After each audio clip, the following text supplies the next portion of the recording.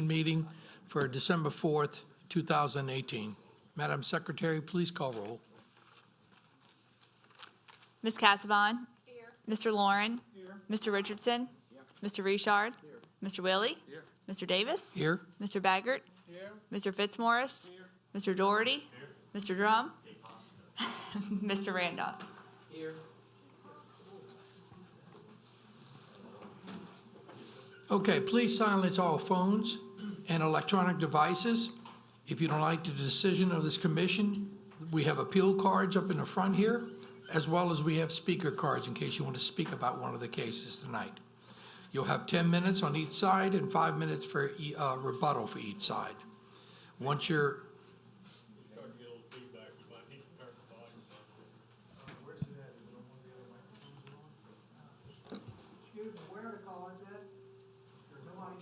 Up in the front.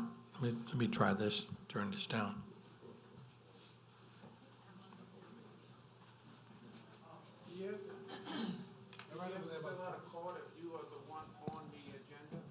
Where's the agenda? No, you don't see the red light. Okay. Yeah. Ask her to. Can you ask her? Okay. You're good. You should be good now. Is that good? Yeah, I turned it off. Oh, thank you. Okay. Okay. For the next step, we're going to have the invocation by Commissioner Randolph and the Pledge of Allegiance by Commissioner Fitzmaurice. Please stand.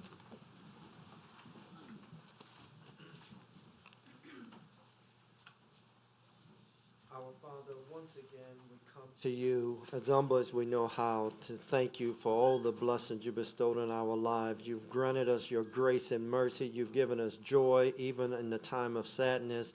Lord, we ask that you bless this commission tonight and bless those that's in the audience and this parish as a whole, and bless our government and our leadership.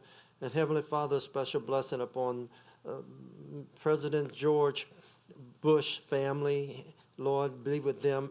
And also, Heavenly Father, we ask that you will be with us and guide us and make the right decisions. And all these blessings we ask in your name. Amen.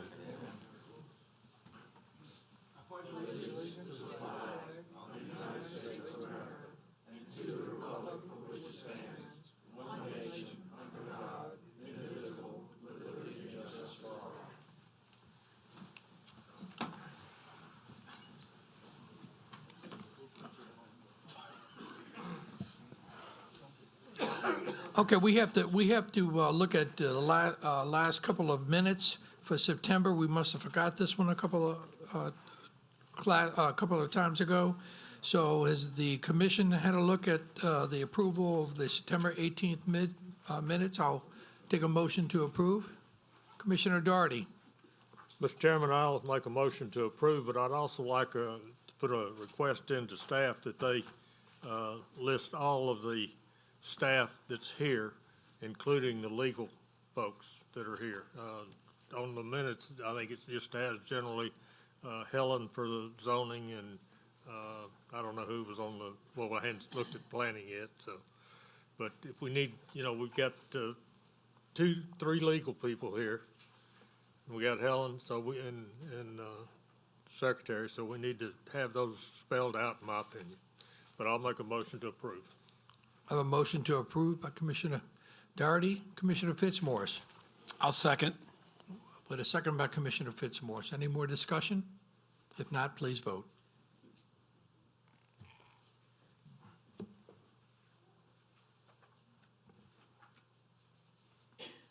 Motion carries. Okay, now for the approval of the last month's minutes, November 7th, 2018.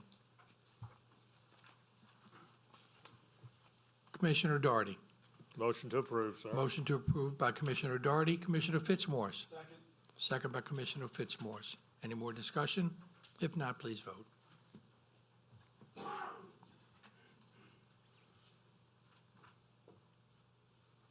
You're good. Okay, thank you. Staff, is there any... Motion carries. Oh. Sorry. Sorry.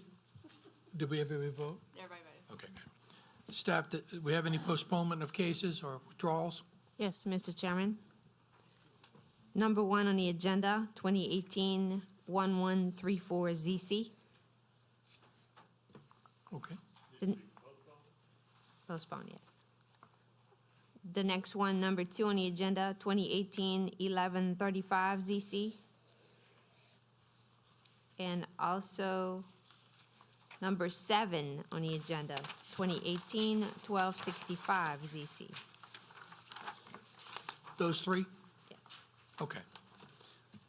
I'm going to go ahead and read these, and then we can go ahead and make some motions on the postponements. That's 2018-1134 ZC. It's a text change, an ordinance amending the St. Tammany Parish Unified Development Code, Section 130-55, notice requirements to include additional butter notice provisions. This is the one that Councilman Teledano is working on, correct? That's correct. And he just requests a postponement? Would like to request a postpone for 1 month. Okay. Is there anybody in the audience want to have any comments about this postponement of this case? If not, I'll bring it back to the commission. Commissioner Fitzmaurice. Helen, is that for the next meeting, postponed for one? Yes, one- January 2nd, yes. Okay, I'll make a motion to postpone to the January 2nd meeting. Motion to postpone and a second by Commissioner Baggett.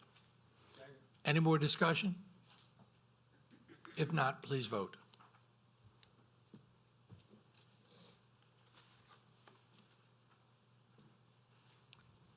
Motion carries. Thank you. Second postponement case. It's 2018-1135 ZC, existing zonings Highway Commercial 2, proposed zonings A4. It's 5.4 acres. The petitioner it's a motion by the council. Oh, this is the multiple owner one where we probably still haven't contacted all the owners. Is that correct? That's correct, and we would like to request to postpone indefinitely. We're still working on trying to find the owners, and when we find the owners, we'll put it back on the agenda. That's a great idea. Thank you. Postpone it definitely. Okay, this location is located on the north side of Ben Thomas Road, west of US Highway 11, Section 34, Township 8 South, Range 14 East, Ward 9, District 14, Council District 14. Commissioner Randolph. Yes, sir, I'd like the motion that we postpone indefinitely this case. I have a motion to postpone indefinitely by Commissioner Randolph. Commissioner Casabon. I'll second that motion. I have a second by Commissioner Casabon. Please vote.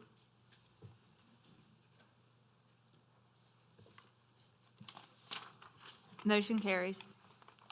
All right, let's go to case number 7, 2018-1265 ZC. The existing zoning is A4, single family. Proposed zoning is NC4, Neighborhood Industrial Institutional District. Acreage is .552. The petitioner is Daniel Spade. The owner is Slido Community Baptist Church, Michael Payton. Location, parcels located on the west side of US Highway 11, south of Ben Thomas Road, being 659 US Highway 11, Slidell, Section 34 Township, 8 South, Range 14 East, Ward 9, District 14, Council District 14. Is there anybody in the audience who would like to speak in favor of this postponement? Would like to request to postpone the case until the month of February. It's in a moratorium area. There could have been a miscommunication, but the owner made the request, and it's supposed to be on a January council agenda. So at this time, we'll have to wait till it's removed from the moratorium, and we'll bring it back in front of you at the February meeting. So recommending postponement to February. Is there anybody here in the audience who want to speak against this postponement? If not, I'll bring it back to the commission. Commissioner Randolph. Yes, sir, I'd like the motion that we postpone this item until the February meeting due to a moratorium that has to go before the council. Okay, thank you. Commissioner Casabon. Second motion. I have a motion by Commissioner Randolph and a second by Commissioner Casabon to postpone this case to a February meeting due to the moratorium. Please vote.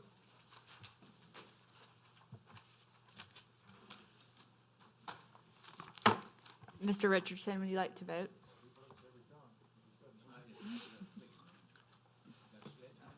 Motion carries. Thank you. Okay. Go back to the public hearings. Case number 3, 2018-1232 ZC. Existing zoning is A1 Suburban District. The proposed zoning is I2 Industrial District. It's 5.049 acres. The petitioner and owner is Michael and Kim Fisher. It's located on the east side of US Highway 90, north of LA Highway 433, south of Apple Pie Ridge Road, Section 33, Township 9 South, Range 15 East, Ward 8, District 13, and Council District 13. Staff? The 2025 Future Land Use Plan calls for the site to be developed as a conservation area for extraction or production of commerce, human enjoyment, for such as hunting and fishing or other recreation, and for the preservation of the natural systems.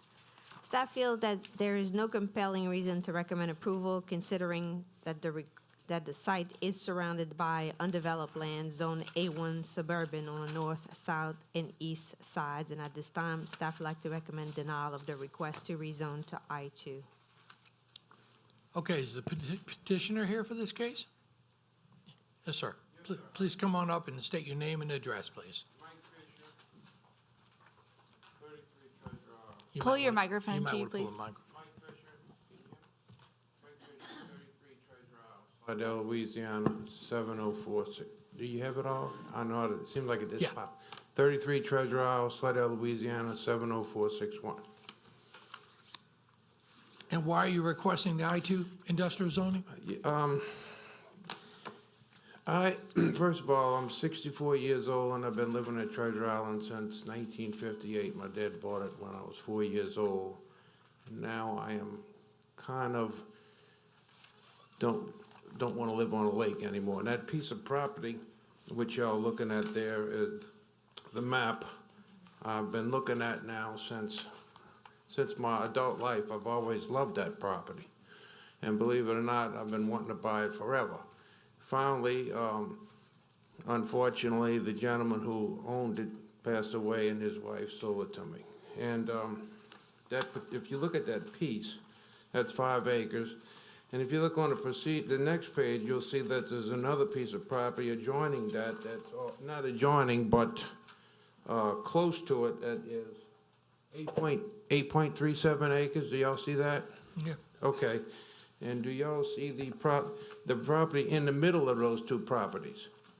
It's this property in the middle right here.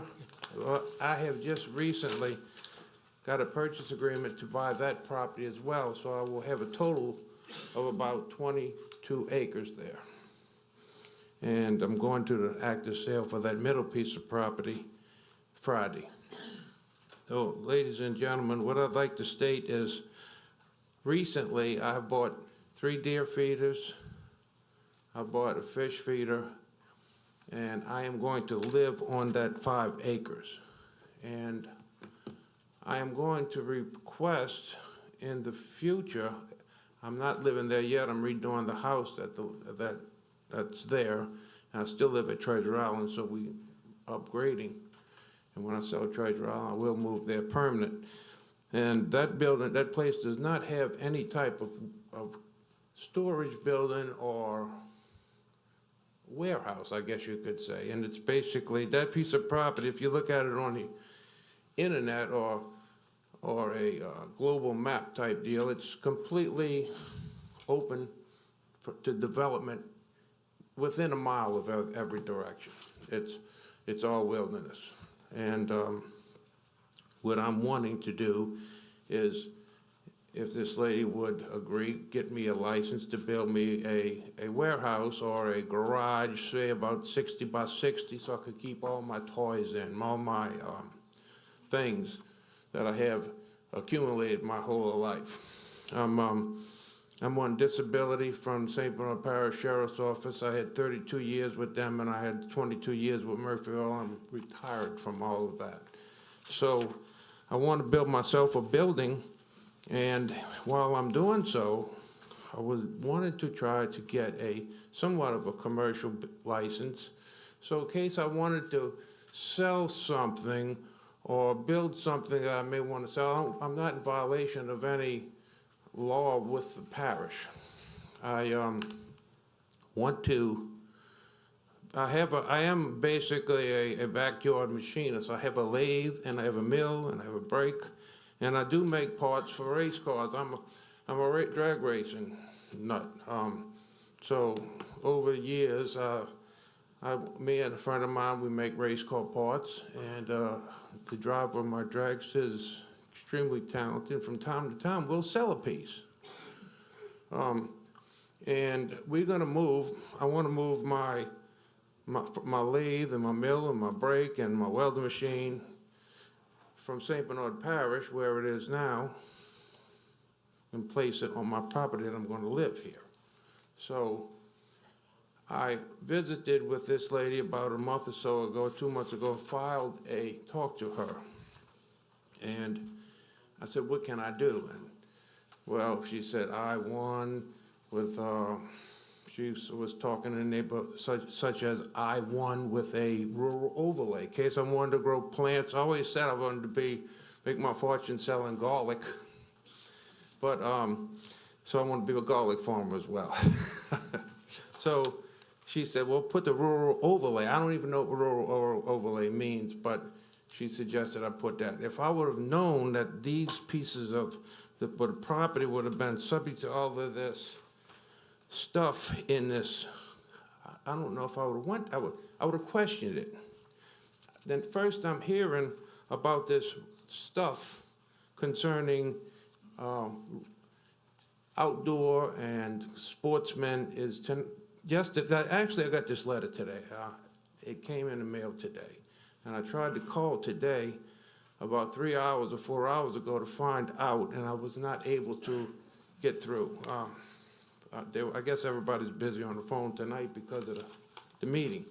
But I was just trying to get some type of a commercial clearance to where if I want to sell some of my parts that I pursue in my livelihood, in my retired life, that I can do without breaking any law. Or I'm not in, it says heavy light industrial. I'm not trying to go build a refinery. I'm retired from Murphy Oil. I'm not trying to do any of that.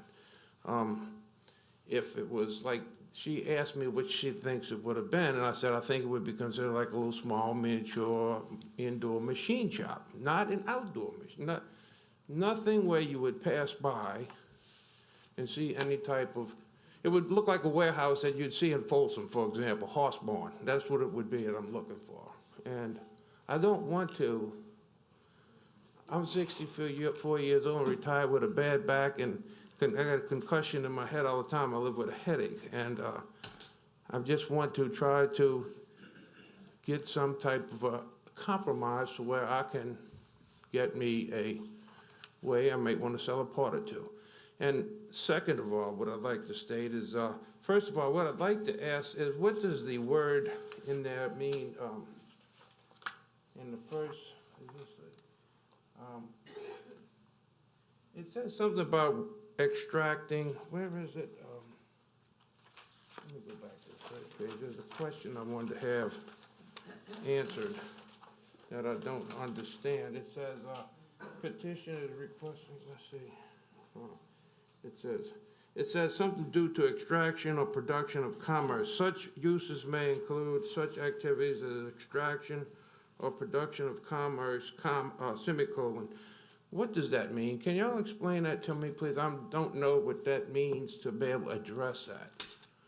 That second paragraph or second, but right in the middle, the first line where it says comprehensive plan, what does that mean? Do y'all know what that means where it says such uses may include such activities as extraction or production of for commerce? It could be like a catfish pond, things like that. Okay, so how does that? Well, it doesn't have anything to do with industrial too, and that's the zoning you're requesting. I'm shooting for industrial. Well, this lady, Miss Planner, I forgot her name. Helen Lambert. Miss Helen. Miss Helen said go for I-1. She suggested I-1 because it was a machine shop.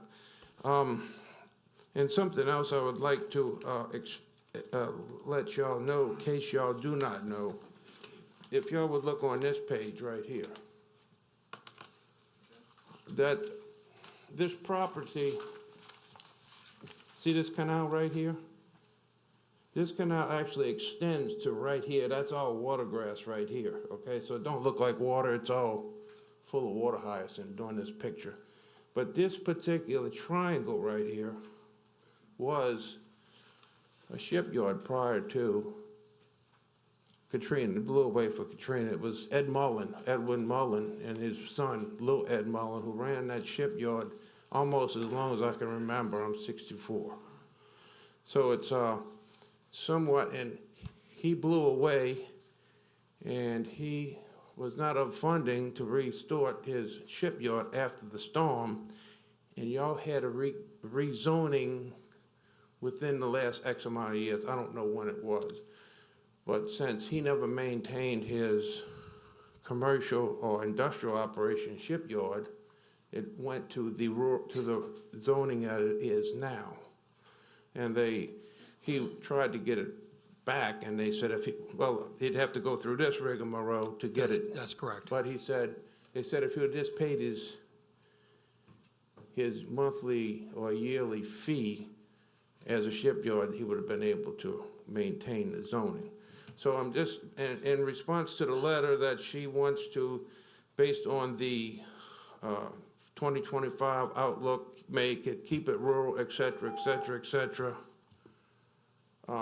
Go ahead, you got a few minutes. I'm in favor of that. I have two grandsons, age 7 and age 4. Like I say, I just bought 3 feeders. I'm an avid hunter. I just bought the property in the middle, and I rented 200 acres adjoining that from the Los Conchas partnership, which is the Gohagan property. I'm sure y'all, Dick Kelly has just died a few months ago, and I've leased that property. I've been leasing hunting property from Dick Kelly for 6 years now, and I am an avid outdoorsman. All right, sir, I think that's enough So, information on your side. see what I'm for that. saying? So, Yeah. Yeah, because, I'm not quite sure if you truly understand the process in which we're trying to go through here. You're asking for a heck of a zone increase thing here, so I think we need to talk to you and any discuss kind of this. compromise I would love to have. Please understand, Yeah, I'm not wanting to build I understand. something that you'd see on the Mississippi I River. understand. We'll have to discuss this and maybe have to get back with Helen again on Sure, this I matter. definitely would, sure. Okay. Is there anybody, I'd like to know though, is anybody in the audience against this rezoning?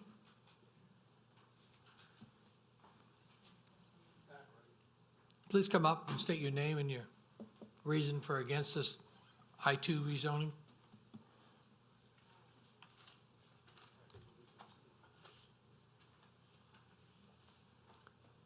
That way it just gives the commission a little bit more information. Okay. Name and If the address, please. request, I'm sorry, Scott Martin, 240 Lakeview Drive, Slidell, Louisiana, 70458.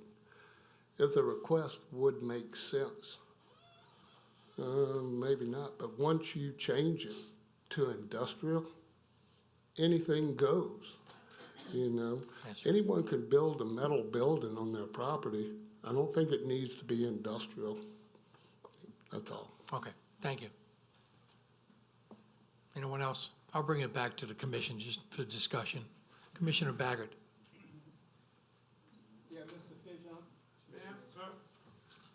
Yeah, I'm very familiar with this property, this area. And it's Baggett, yes. Please come And- up to the podium. Thank you. And the thing is, we would like to accommodate what you want to do, I think, but I don't think we want to zone it industrial. So if there's a way that we can accomplish what you want. Yes, sir. Without rezoning it, I don't know if there's a possible way. First, I think we need to point out the fact that, the owner stated that he wants to live in a house that is on the property. So definitely we need to reduce, the request from 5 acres to whatever, the owner would like to. But when he came to my office, he stated that he wanted to fabricate some parts. With all due respect to the gentleman, we can't control if he's gonna make 5 parts or 20 or 200 per year.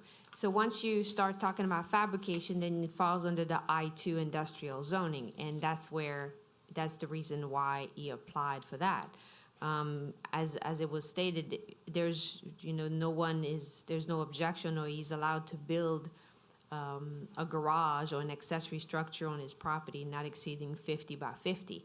But as I said, the component of construction or fabrication of parts then puts him under I-2. And then to get any type of commercial license to be able to sell those parts, well, we're not going to be able to issue a commercial license on a residential piece of property.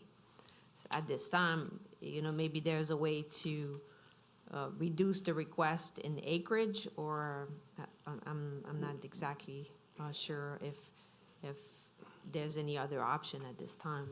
It's something. Thank you. It's all right. Thank you. Commissioner Randolph. Thank you. It sounds as if to me that there need to be a little bit more explanation and education as to, first of all, what you want to do and what it's going to take to do it.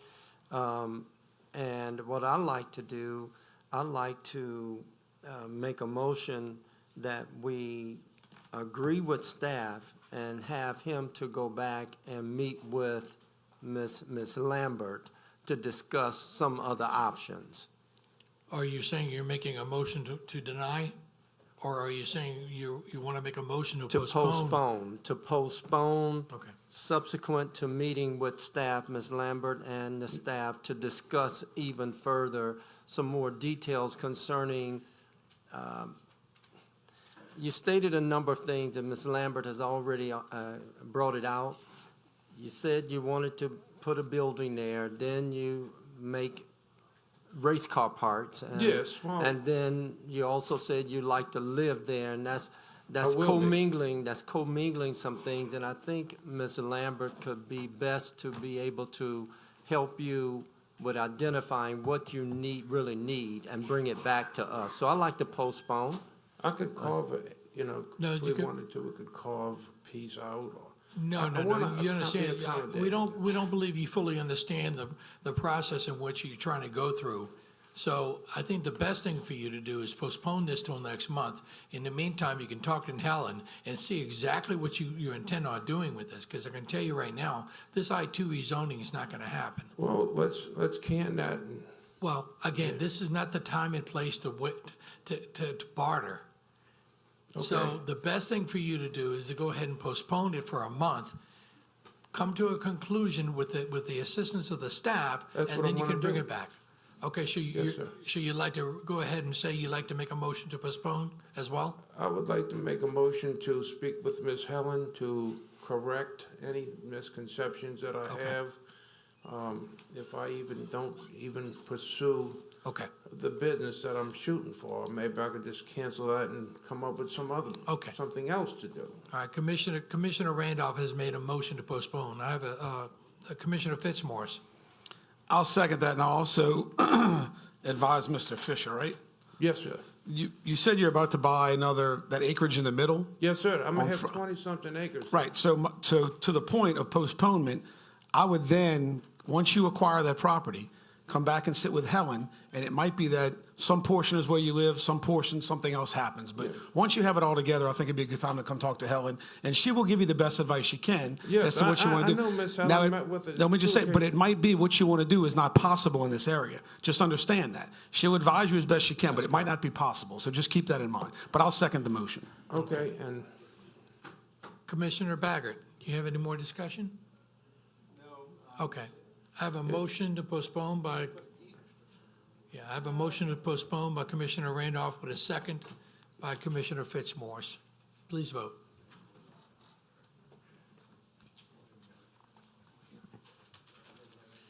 And Mr. Fisher, just get with Helen, and then we'll be can I able to hear make you. one statement? Motion to postpone Wait, carries. Before I cancel, is there a way, if it's okay, I just want to ask one question. Is it, being that I was confused, is there a way that we can have discussions prior to, before we get to this point and say, let's hash it out before we come to this point? Not with us.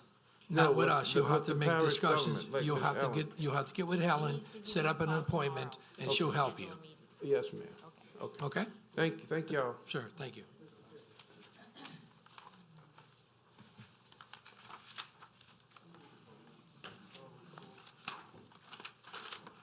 Okay. Case number 4, 2018-1239 ZC, existing zoning is A1A, suburban district. The proposed zoning is highway commercial 2. It's 12.02 acres. The petitioner is Philip Sweat. Owner is Samuel Sweat, Philip Sweat, and Rosemary Sweat Smith. Location, parcel located on the north side of Ronald Reagan Highway, west of Oak Alley Boulevard, east of East Stadium. Please be quiet. Mr. Baggert, Mr. Bagger, please.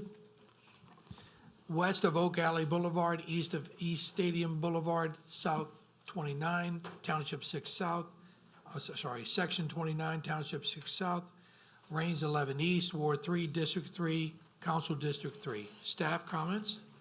I'd like to request to hear case number 2018-1239, as well as case number 2018-1268, as the two parcels of land are side by side. And I think it would be probably a good idea for the commission to look at those two parcels at the same time and vote separately.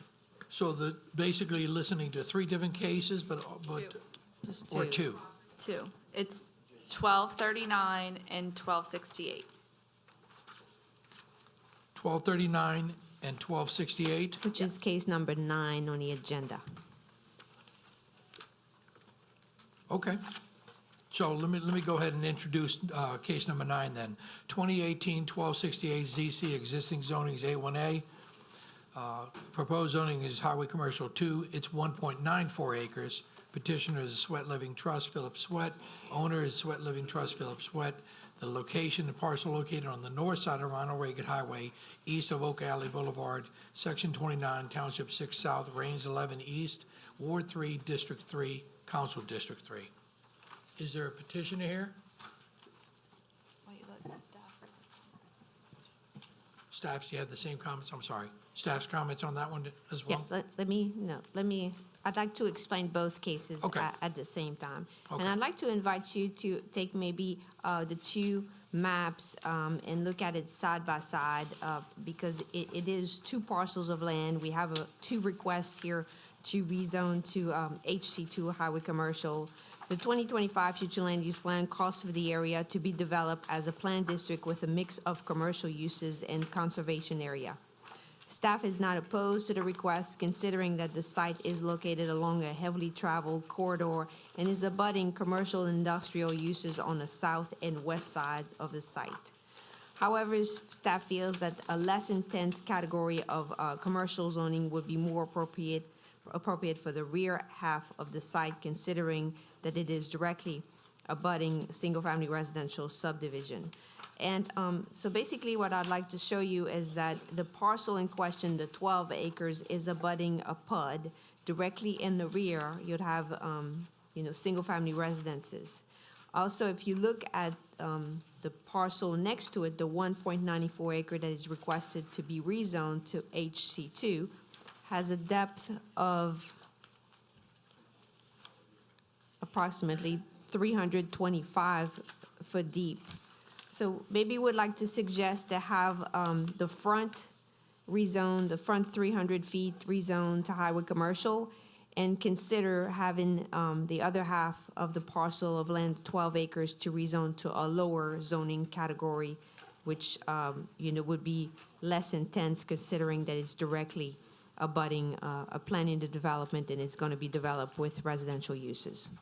Okay, so you're making a recommendation on the first case for the 12.02 acres to have the first 300 feet and granting highway commercial 2 on that?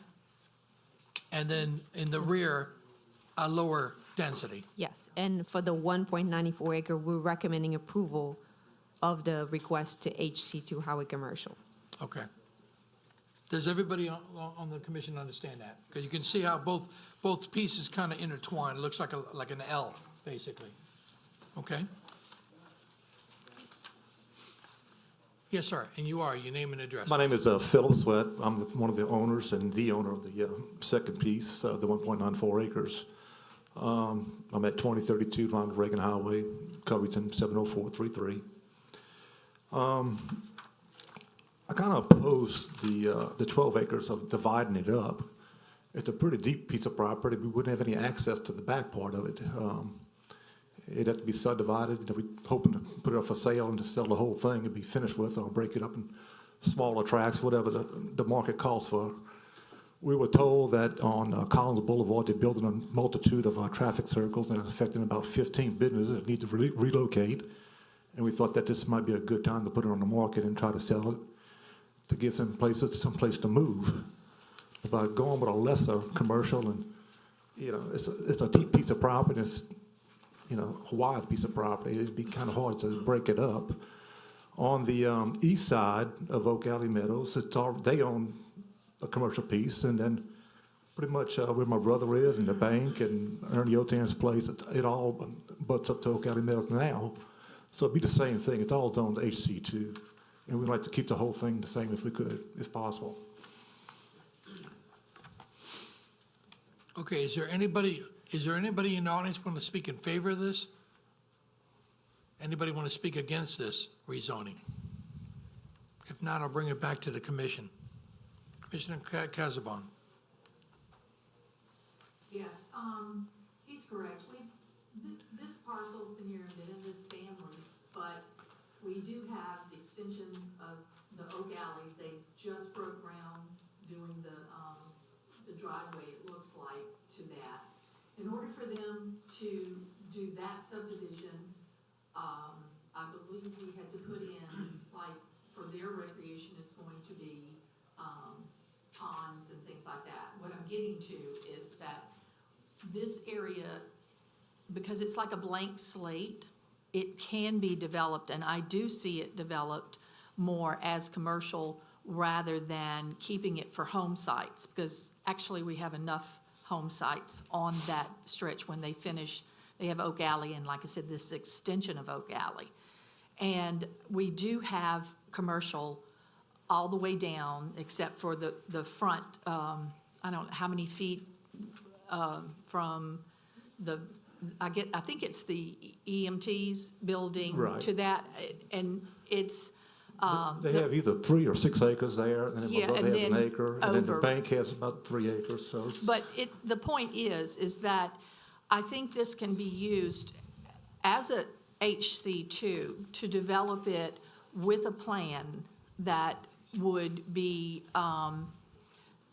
very conducive to that area. Right now, across the street, we have FedEx. I mean, it is just commercial totally across the street from one end, from the church right on, Winn-Dixie, right on down. This shows you, Yeah. almost all of it's HC2 right And, now, the whole bypass, And one other thing too, we wouldn't do anything detrimental to Oak Alley, because we live there also. I wouldn't Yeah. want nothing nasty, Their from a homes machine are, shop or yeah. a car repair shop. We wouldn't want that next to us either. So we'd like something nice.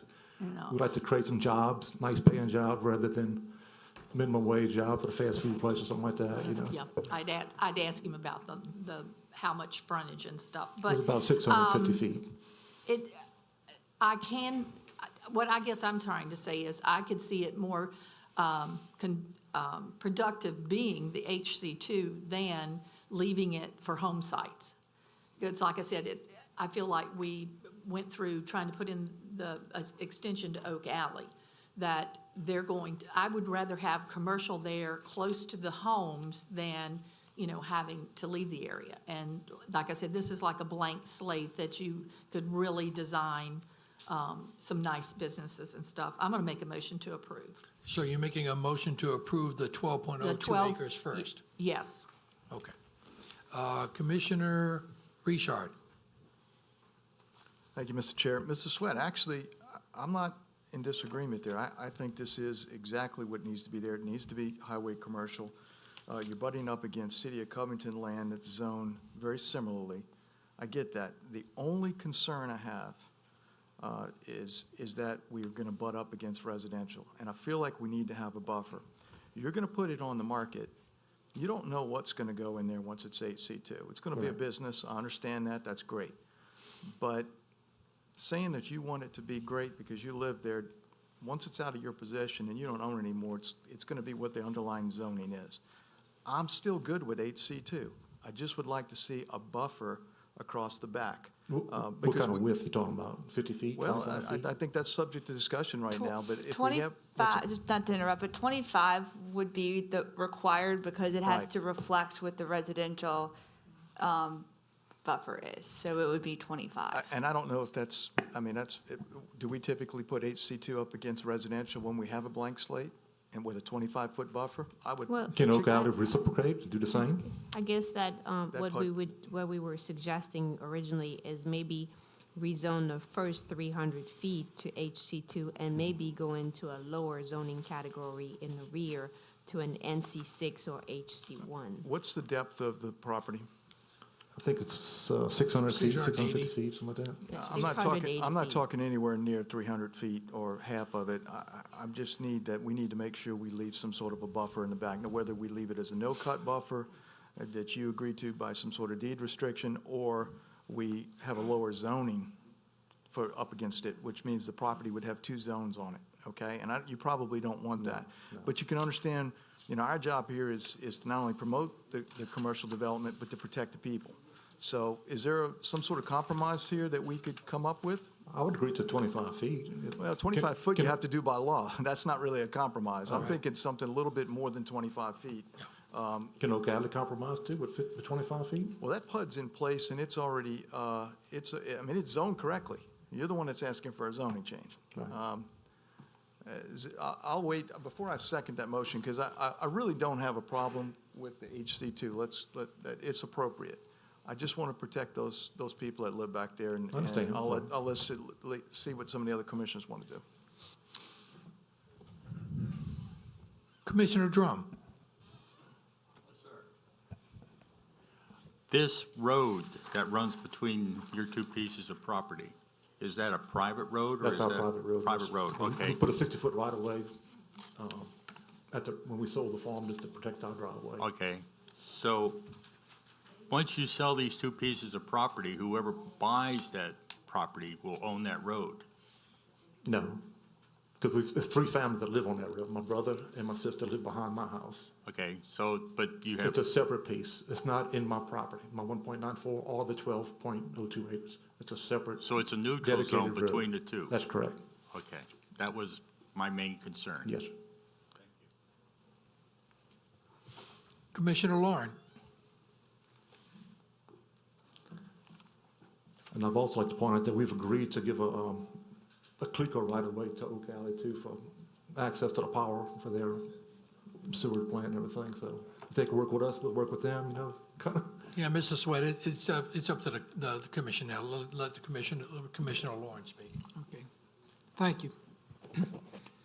Just looking at the map, the one that's associated with case 1268, those lots in that subdivision look to be rather large pieces of property.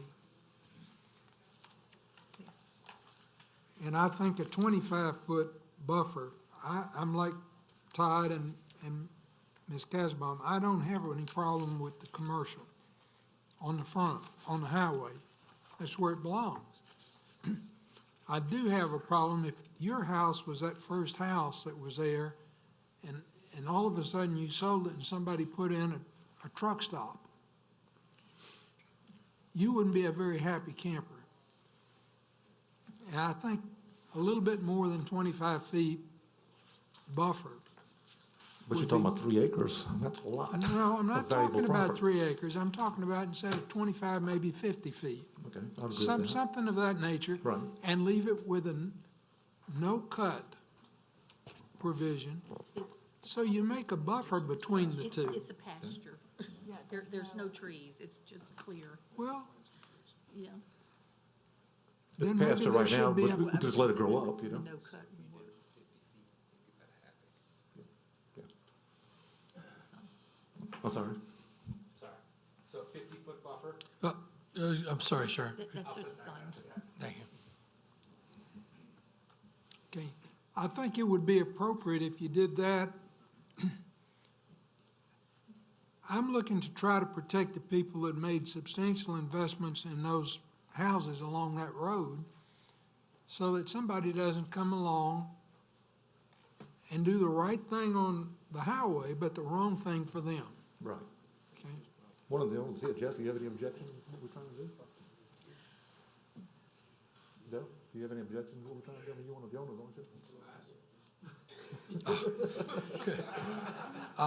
Wait a minute, wait.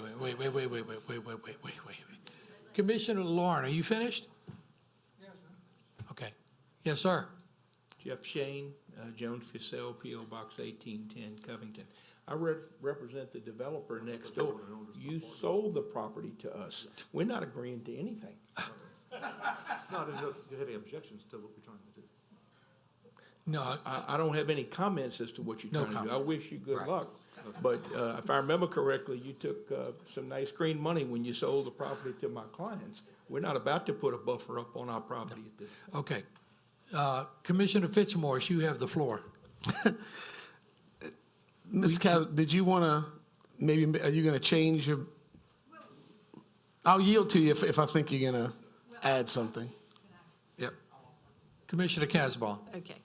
I think he understands what we're talking about, but remember, this is zoning, and we can't put any conditions on it unless we have given him our thoughts on it, but legally, we can't tell him to give us a 50-foot right-of-way before we vote on this. If you think it is appropriate for commercial at this point, I know that he does live there and has worked with the other developers, and I don't think he's going anywhere, that he would want to have this buffer, but legally, he would have to do it as a, what was a deed restricted or something like that, that would be part of this. But we can't say, we're gonna, we're gonna vote on this to rezone it if you give us the 50-foot right-of-way, and we cannot do that.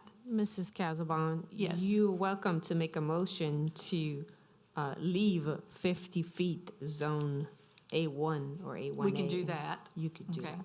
Okay, and you agree to that, so I'll make my motion to approve this with A a 50-foot buffer. 50-foot buffer. And that 50-foot A- buffer as will is, remain just as is. A1A. Yes, And that 50-foot buffer will remain A1A in the A1A, rear. okay. And the no-cut buffer. Well, there's nothing to cut. It's No, a no, pasture. the- He can plant so- trees. Okay. There must be something there. Commissioner, I have a motion to approve Highway Commercial 2 for most of the property, but with Fit the 50-foot buffer in the, a Back. 50, 650 feet deep, 650 foot deep. so it'd be 600 feet of highway commercial would be approved. And the balance would remain A1. It's 680 foot deep. So, right, so it'll be 630 foot from the highway back, and then 50 foot in the back would remain A1A. Is that your motion? yes. 50 feet in the rear would remain. In the rear, In the yes. back, In- yeah, the in the rear. rear. The rear. Commissioner Willie? Yes, just to make clear, we're just doing a 50-foot buffer from the north boundary line, Correct. Right. right? Right. Okay, Leaving I'll it second the motion. A1A, leaving it the same zoning. Second the You motion. second the motion? I have a second by Commissioner Willie. Commissioner Drum? Since Jeff had walked up earlier about the piece of property, may I speak with him right now? Is it It's pertaining to this. pertinent to this property? To this I property? just want to know which piece of property he was referring to. Oh, you're the PUD behind it? Okay, Oh, yes. okay. My mistake, excuse me. Mr. Shane? Thank you. Okay. So we have a motion for Highway Commercial 2 for the majority of the property except for the rear 50 feet that we're going to leave A18. And that motion was submitted by Commissioner Casabon with a second by Commissioner Willie. Okay, please vote.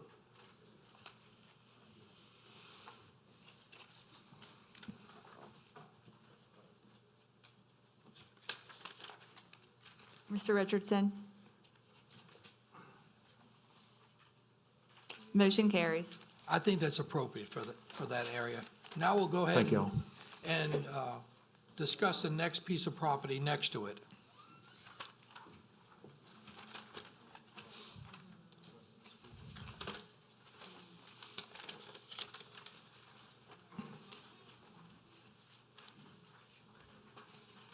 Sorry, I'm trying to get my paperwork here organized.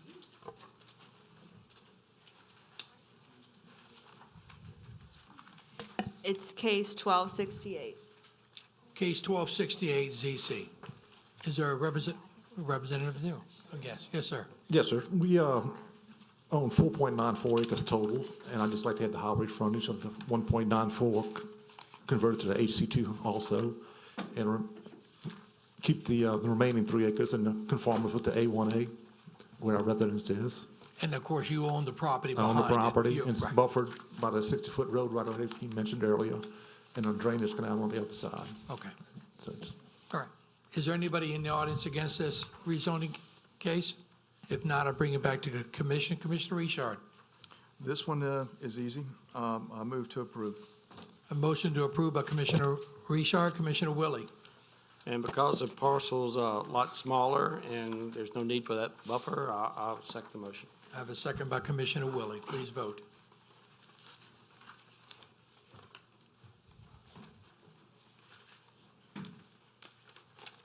Motion carries. Thank you. I'd like to thank all of y'all. Thank you all.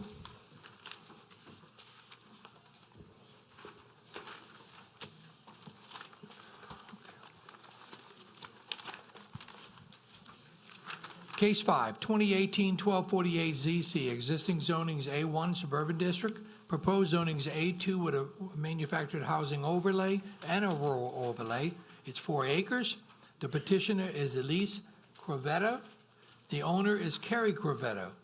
Location, parcels located on the northeast side of Sharp Chapel Road, east of LA Highway 40, Section 7, Township 5 South, Range 12 East, Ward 5, District 6, Council District 6. Staff, your comments?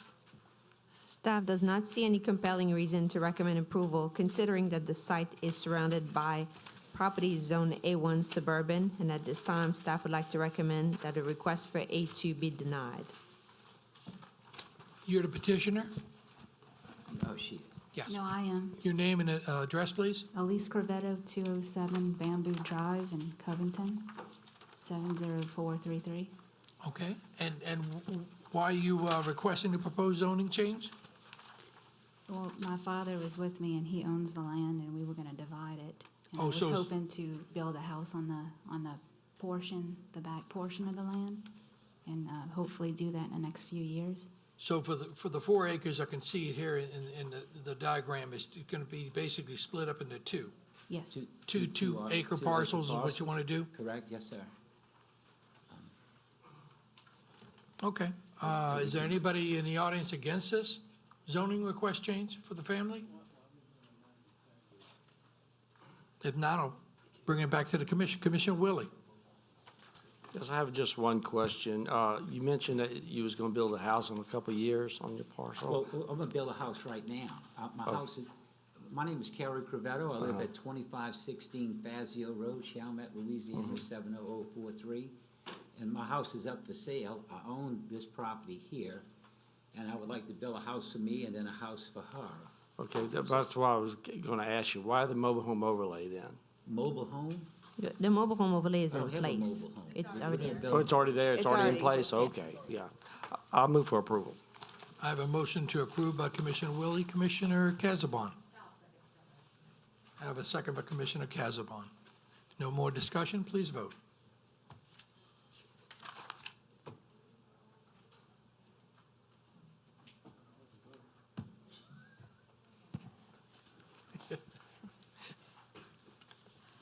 Motion carries. Thank you. Case 6, 2018-1251 ZC. Are we okay? Yeah, All right, you're thank fine. you. I'm sorry, sir. I'm sorry. Yeah. The existing zoning is A6, multiple family residential district. The proposed zoning is PUD, a planned unit development overlay. It comprises of 6.873 acres. The petitioner and owner is the Millennium Group, Guy W. Orlano. It's located on the west side of Harborview Court, north of Lakeview Drive, being lots 16, 17, 18, 19, 20, 21, and 24. Oak Harbor Boat Service Area, Section 33, Township 9 South, Range 14 East, Ward 9, District 13, in Council District 13. Staff comments? The site was originally part of the Oak Harbor PUD zoning and allowed to be developed with permitted uses listed under the Commercial Boater Service Area zoning designation. It was rezoned to A5 in 1996 and then rezoned to A6 in 1998. The objective of the request is to rezone the site to the PUD designation to allow for the site to be developed with any of the permitted use listed under the Commercial Boater Service Area zoning designation. The allowable uses under the Commercial Boater Service Area are fuel dock, boat launch, boat sales, boat repair, boat storage, marina restaurant, and marina-related commercial uses. Staff doesn't have any objection to the request, considering that the site is abutting a navigable canal and is located in close proximity to an existing marina and a boat launch. At this time, staff would like to recommend approval of the request to rezone to PUD. Thank you. Yes, sir. Your name and address, please. Joseph Fiscani, 122 Beach Street, Covington, Louisiana, 70433. And you agree with it, with everything Totally. the staff says? Yes, sir. Okay. Oh. Is there anybody in the audience against this rezoning? We can go ahead and give you some time to come up and discuss. Yes, sir. Please come up. Have a designated talker, maybe.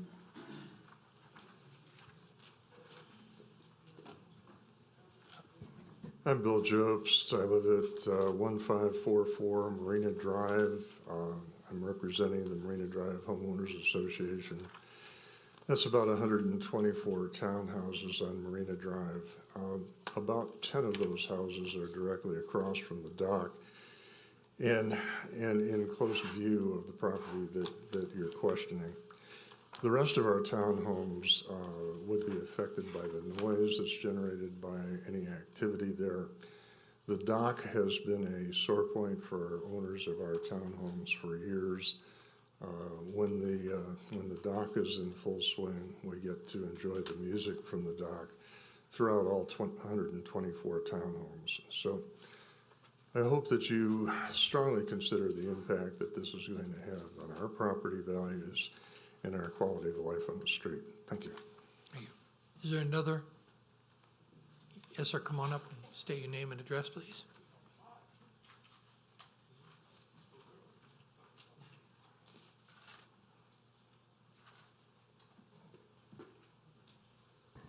Scott Martin, 240 Lakeview Drive, Slidell, Louisiana, 70458.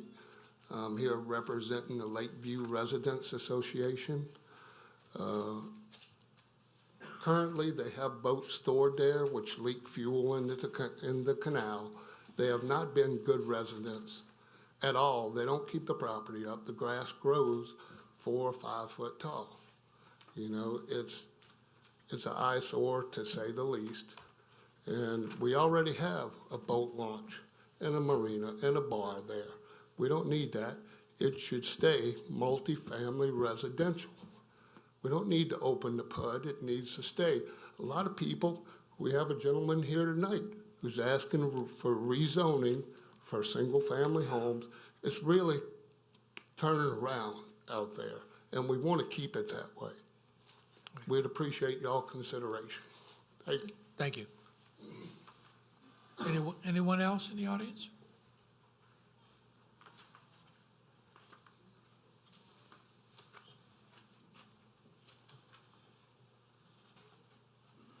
Yes, ma'am. Hi, my name is Yvonne Scoggin. I live at 240 Lakeview Drive. I'm against the rezoning for industrial for several reasons. Well, it's not industrial, though. It's, Well, I mean, it's it's PUD. multifamily right now, wanting to change to industrial, which I'm against that. Lakeview Drive, at present time, has been a lot of new construction, nice homes built. A lot of these multifamily zonings were changed to single residential, in which this is an area that is really turning around a lot. It's becoming a good family neighborhood. We don't need more industries down there. For one reason, it'll set up here, bring more traffic, more speeding. You have children out there. Another thing to bring up with the point, this one particular place, they do have it now where they are storing stuff. They have like a old tank standing out there. The grass is real high. The cargo box that goes on railroad tracks, there's one of them out there. There's old boat trailers. The appearance is just terrible. And besides affecting Lakeview, it does affect Clippers Estates and E. Niles, because you got very nice, expensive residents, lots of money put out here, and you have to look at it.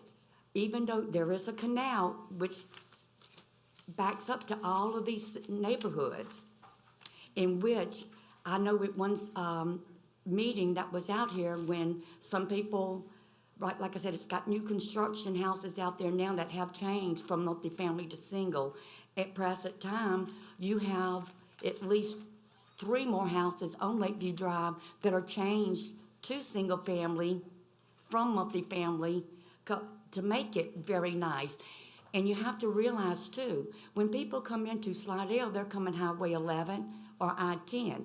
For appearance sake, for our community too, it would be better to have a nice area that stays a nice area and no more industry.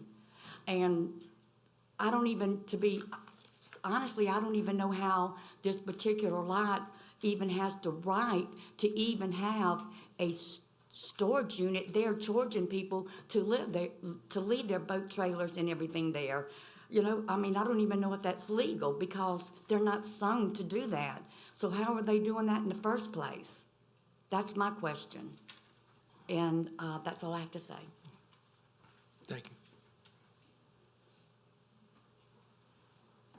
you. Be careful. Yes, ma'am. Hi, Judy Gomez, 1057 Marina Drive. My house doesn't exactly look at this piece of property, but I have a peripheral view of it. The lack of specifics is what concerns me. What this nice lady read off. We have a dock, we have a restaurant. I mean, when we talk about boat storage, are we talking about the huge monstrosity that is across I-10? I mean, I wouldn't want to look at that from the back of my house. Most of us, our house is our biggest investment in our lives. I certainly wouldn't want to look at that. I'm very much against this. Thank you. Thank you.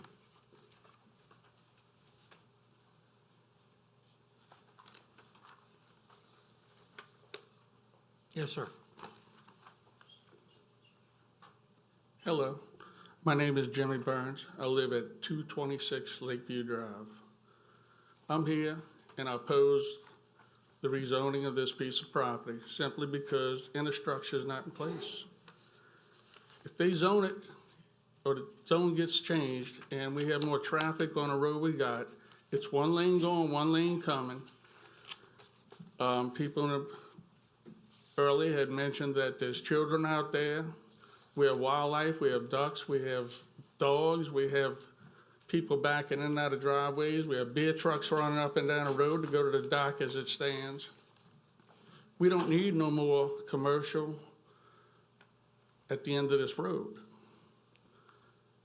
This beautiful property directly across, the people that own it can't sell it. They're almost looking at a waste site. The grass is growing. In the past, they've had jack-up barges out there. They were running some kind of industrial park with 18-wheelers backed in there with mud, and they had containers back in there and all sorts of stuff. I have a 42-foot boat. The jack-up barges took up half of the canal. This is a residential area. All the homes have changed in this area. There are a few doubles, there's a few fourplexes. We just don't need this in this area. People investing too much money. This is our livelihood. This is what we work for all our lives to own. They haven't done nothing with it in the past. Why do they want to do something with it now? They should have never lost the zoning. I'm opposing this. Thank you. Thank you. There's a minute and 30 seconds left. For anyone else who wants to speak. Yes, ma'am. My name's Angela Sims. I'm part of the Marina Drive group. And this is, from my recollection, I think this has been on the agenda as an industrial request to change for the zoning, and now it's come back and they're trying to get it into the PUD overlay. So we're concerned about that and why they've come back as the PUD overlay and what kind of conditions have changed from industrial to PUD. Thank you. Is there anyone else?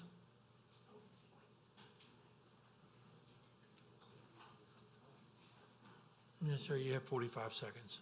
My name's Randy Ford. I live at 148 Lakeview Drive. I hate to repeat all the complaints everyone else had said, but I might say this. If any of you all lived on that street, y'all wouldn't want to have to deal with what we deal with now and what we'll have to deal with in the future if y'all allow this to happen. Thank you. All right, thank you. There's 20 seconds left. I think it's going to take longer than 20 seconds to That, even. I'm sorry, that's all you have unless I give you, you can come back 10:30. during the rebuttal time. I'll give another 5 minutes during the rebuttal time. Okay. Okay? Okay. Now for the, no, sir. For the person that's, the plaintiff, that's the petitioner, is he here? Yeah, now is your rebuttal time. The plaintiff. I don't know where to start. It's been a long process for us. We've owned the dock since about 2002, maybe 2003. What's there is it has currently existed with the exception of the boat storage. Because at one time, we decided that we wanted to build, and we wanted to build in accordance to the zoning, which is multifamily. And in fact, we started to build, and we were stopped by, I don't know what association, but I think it was Oak Harbor. And we ended up fighting Oak Harbor, and we lost to Oak Harbor. Their trump card was the PUD. The PUD was in place, and the PUD was the overlay. And at that point, we didn't like the decision. We didn't like losing. So we decided to take it to the parish. You know, we brought it to the parish, and we lost again. And it seemed to be that we would have learned that we can't get this building constructed under the current zone, but we didn't. We tried again. We went to the state, and the state turned us down. So we're now into hundreds of thousands of dollars and trying to make something work out in that area. We can't do it. Well, as years go by, we didn't do anything with the property, and basically the property's out of commerce for us. So we looked at it and said, well, we are allowed to do boat or service type operations. We already had a back down ramp. There was already a lift out there which could lift the boats out of the water. So what we did is we started, as small businessmen do, you know, 1 yard at a time, all the way back, and we had boat storage out there. We started asking people to store their boats. And believe it or not, there's a lot of people out there that have trailers that have needs to do this because the subdivisions that are around us don't allow it in their areas. So we found that we can make a little money, so a little money is better than nothing. And so that's what brings us really to this point. We tried to change it and tried to act in conforming to St. Tammany, and we went industrial. It scared us. We residents of this parish, all of us. We don't want anything. We don't want any harm to this parish. We don't want to bring anything that's negative to this parish. So all I'm saying is we really need to get down to the bottom of what everybody really wants. We have to make money out there. We have to put our property back into commerce. And so we're just asking, for the right thing. We didn't want industrial. Industrial scared us. There's too many visions of what it could possibly be. And we came in here last time and we withdrew totally. And it cost us more money to withdraw. And it cost us more money to resubmit plans to get back to where we are today. We don't want to disappoint all these neighbors here. We want to live with them. We know a bunch of people up and down Lakeview Drive. We know people in all the communities around us. Are we perfect businessmen? No, not by a long shot. But we're learning as we're going along. But we've been given some obstacles to fight. So maybe this is a step where we can all work together. That's all I got to say. Okay. Thank you. Okay.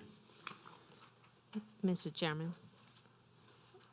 And I know that you want to hear, what the opposition has to say. However, considering that there's some opposition in the history of this property, I don't know if the owner and the residents who are here would be in favor of maybe having a community meeting where maybe a lot of questions could be answered and, maybe come up with an agreement. I would Yes. just like to suggest. Yeah, for the individual, yes, sir. Would you be willing to have a community meeting and talk with the other constituents close to your property? And this is not to stop the commission from hearing the opposition and the rebuttal at this time. I was just suggesting. Okay, thank you. I'd like to hear the rebuttal from the other side first, please. Yes, sir, your name and address. Grady Angolia, 1036 Clipper. I've lived in Eden House 33 years through 3 residents. I do a lot of boating. I agree with some of the things some of the people have said. It is a need for a boat storage, no question about it, in the area. They've operated a boat storage illegally for the past 15 or so years without Parish's permission, no permits, no nothing. It's an eyesore, it's a junkyard, sunken boats, grass so high you can't even see some of the boats in there. They abided by none of the parish's laws as far as ordinances, zoning, etc. No landscape. I've seen the goats cutting the grass, 6, 8 goats that were out there. I've tried to pull my boat out the water and watched goats literally ramming themselves on top of one of their customers' sailboats. They've, eaten the trailers up. They finally got rid of the goats, thought it'd be a better idea to burn the grass, which, of course, the water out there that caught fire and burned several trailers, et cetera, et cetera. The barge company with the concrete mixers, we went through this a few months ago. I believe Alan Black was the judge for that, and the owner said, we had no idea they were running a concrete plant on this residential land. And they shut them down, wanted out of there. Yeah, that same barge was there just this past weekend. It's up on the other side, on the outlet side going into the lake. Nevertheless, I think there is a need for it. I think, on the other hand, if you do multifamily and it goes up 50, 60 feet, that's going to increase a huge amount of traffic down Lakeview. The amount of traffic, the boat storage is minimal compared to what putting nothing but apartment complexes along that strip are going to do. Like I said, I think there's a need for it, but I want the assurance that if it's approved, it's going to follow the parish's zoning laws, unlike they've been doing the past 15 years.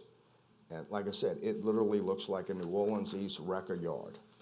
The sunken boats, the grass, the old junk that's inside there, it's an eyesore. I pass it, I have a 33-foot sea ray. I have to go down the canal, and I'm in the lake on an average summer 5 times a week. I take my boat ride out in the lake, watch the sunset. And I pass it several times. I've had to go around the barge that was sticking out into the center of the canal. I have to pass the eyesore. The trailers, there's been several times that people were living on the premises in trailers. Where the sewage is going, I guess that's another question as well. They were ordered to remove all that.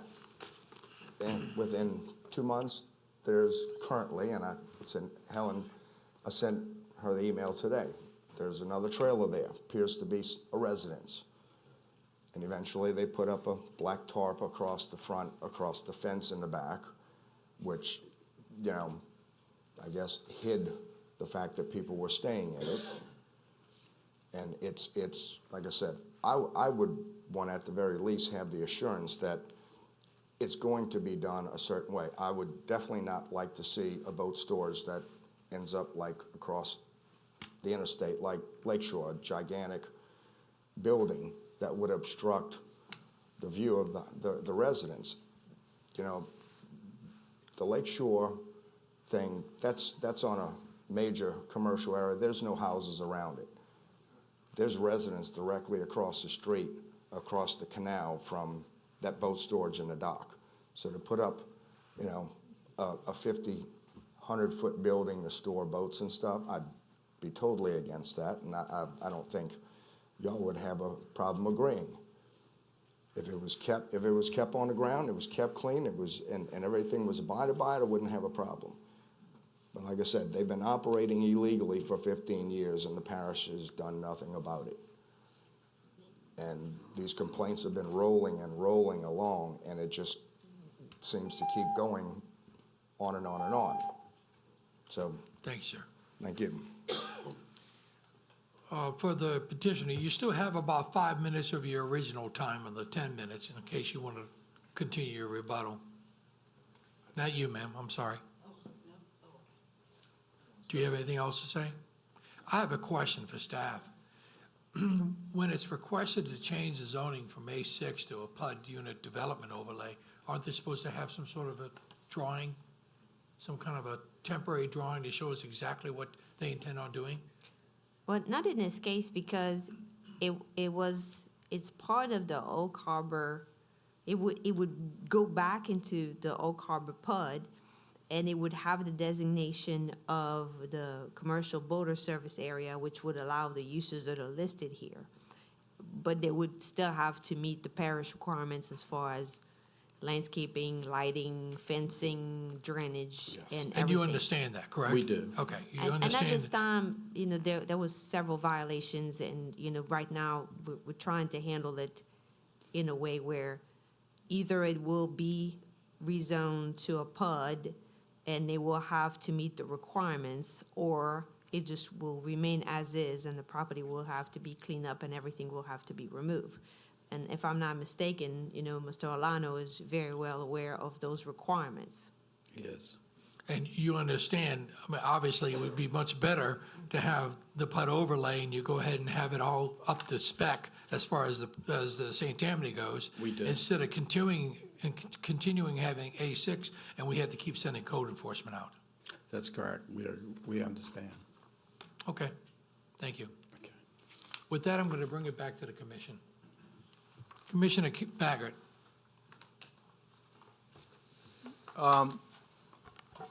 With the A6 multifamily on the 6.8 acres, approximately how many units could be built on this piece of land? Just to get an idea. If you allow me to just bring it up on the screen here. Yeah.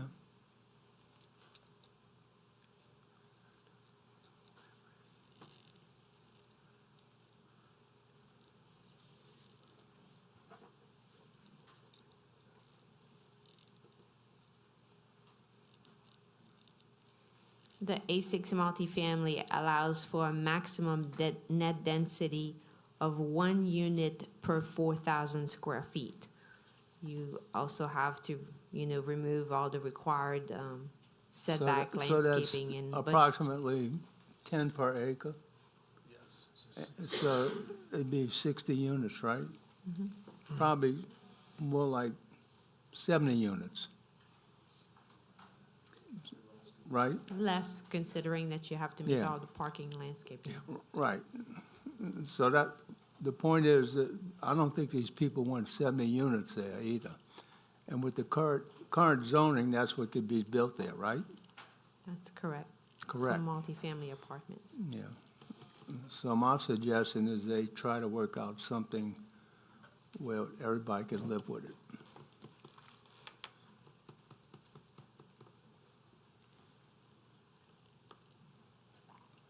I mean, do you people that are opposed to this, do you want 70 units there? I don't think so, huh?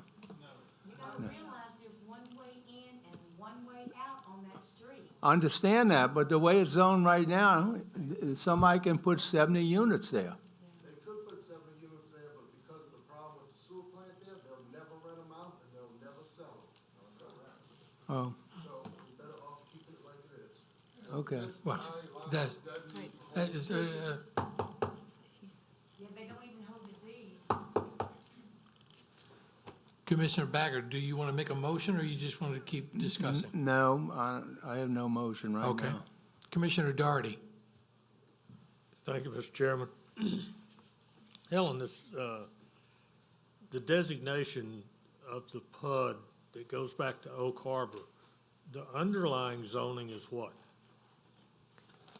What the underlying zoning would be, the commercial boater service area zoning designation that is still existing at this time, not on this particular parcel. You remember that the Oak Harbor PUD was rezoned many years ago, and this is one of the designation that they have under the But PUD zoning. When it was zoned under the Oak Harbor PUD, what was this piece of property? Well, it was originally, that's what it was. It was zoned to PUD with the designation of commercial boater service area. It then rezoned to A5, then rezoned to A6. So they've lost that designation. And this is what we're suggesting, is to go back to the PUD with the underlying zoning of the commercial boater service area. I don't know, I'm just a little bit concerned is the way it's been handled and maintained so far. I mean, if you were wanted to be a good neighbor, it would have not got to the point that I kept hearing various people say. The grass and everything that is there. And I understand what Mr. Baggert's saying with A6.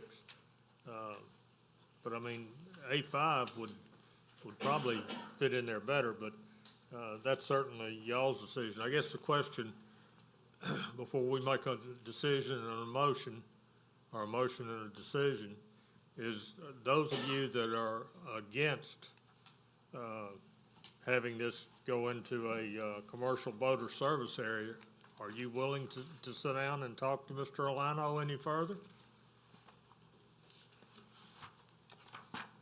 It's been proven that they didn't do anything in the last 15 years that they should have done. So why would they do it again? Well, why would he do it again? It's going to be, code enforcement will make sure that it stays cleaned up, and he has to meet various ordinances and everything. But it's up to y'all. Do you want to have a community meeting? Do you think you might get more answers, or just a waste of time? Okay, all right. Okay. Look how many times they've been turned down by everybody. That's all right. All right, I'll put a motion on the floor to deny. I have a motion on the floor to deny the PUD zoning. Commissioner Randolph.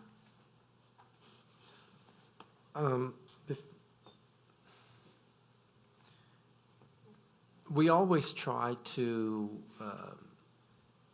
accommodate and also bring some balance, if you will, to residents, to growth, to economic development, to satisfying our parish and where we live as residents.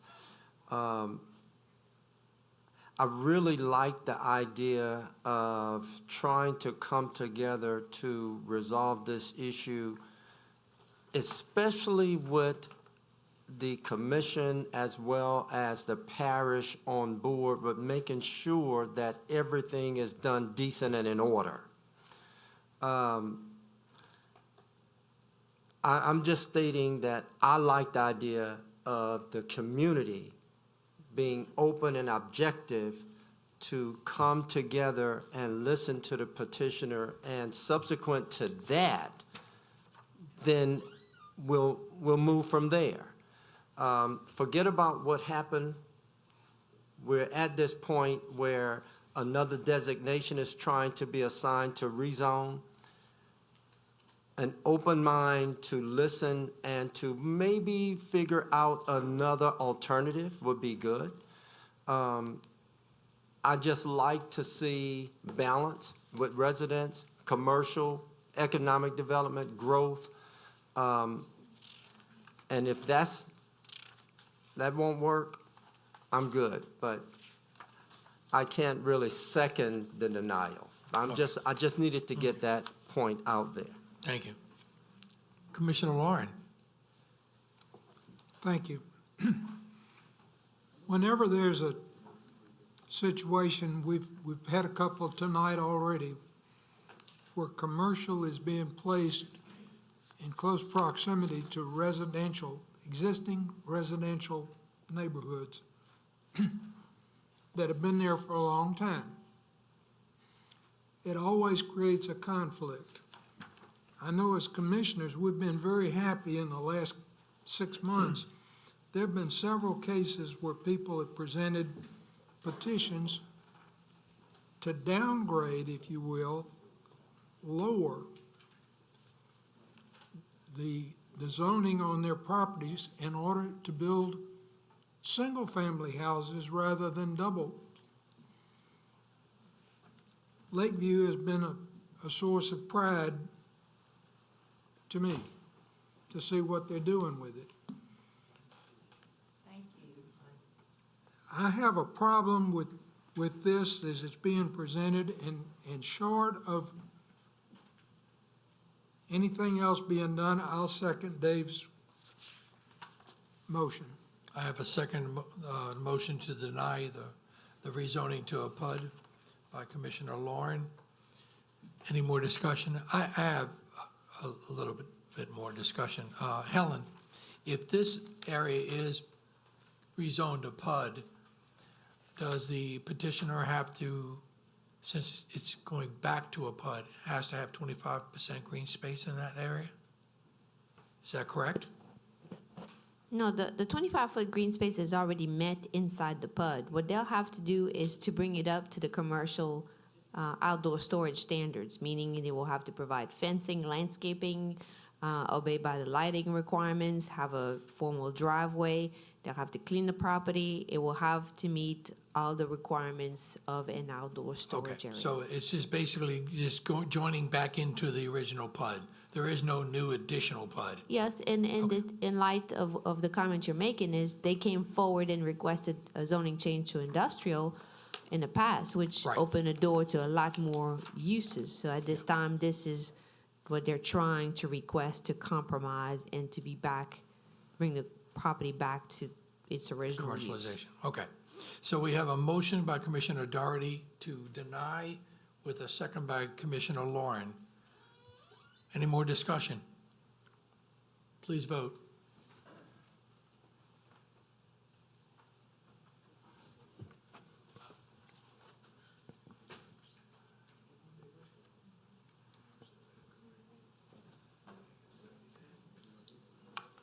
Motion carries. Thank you.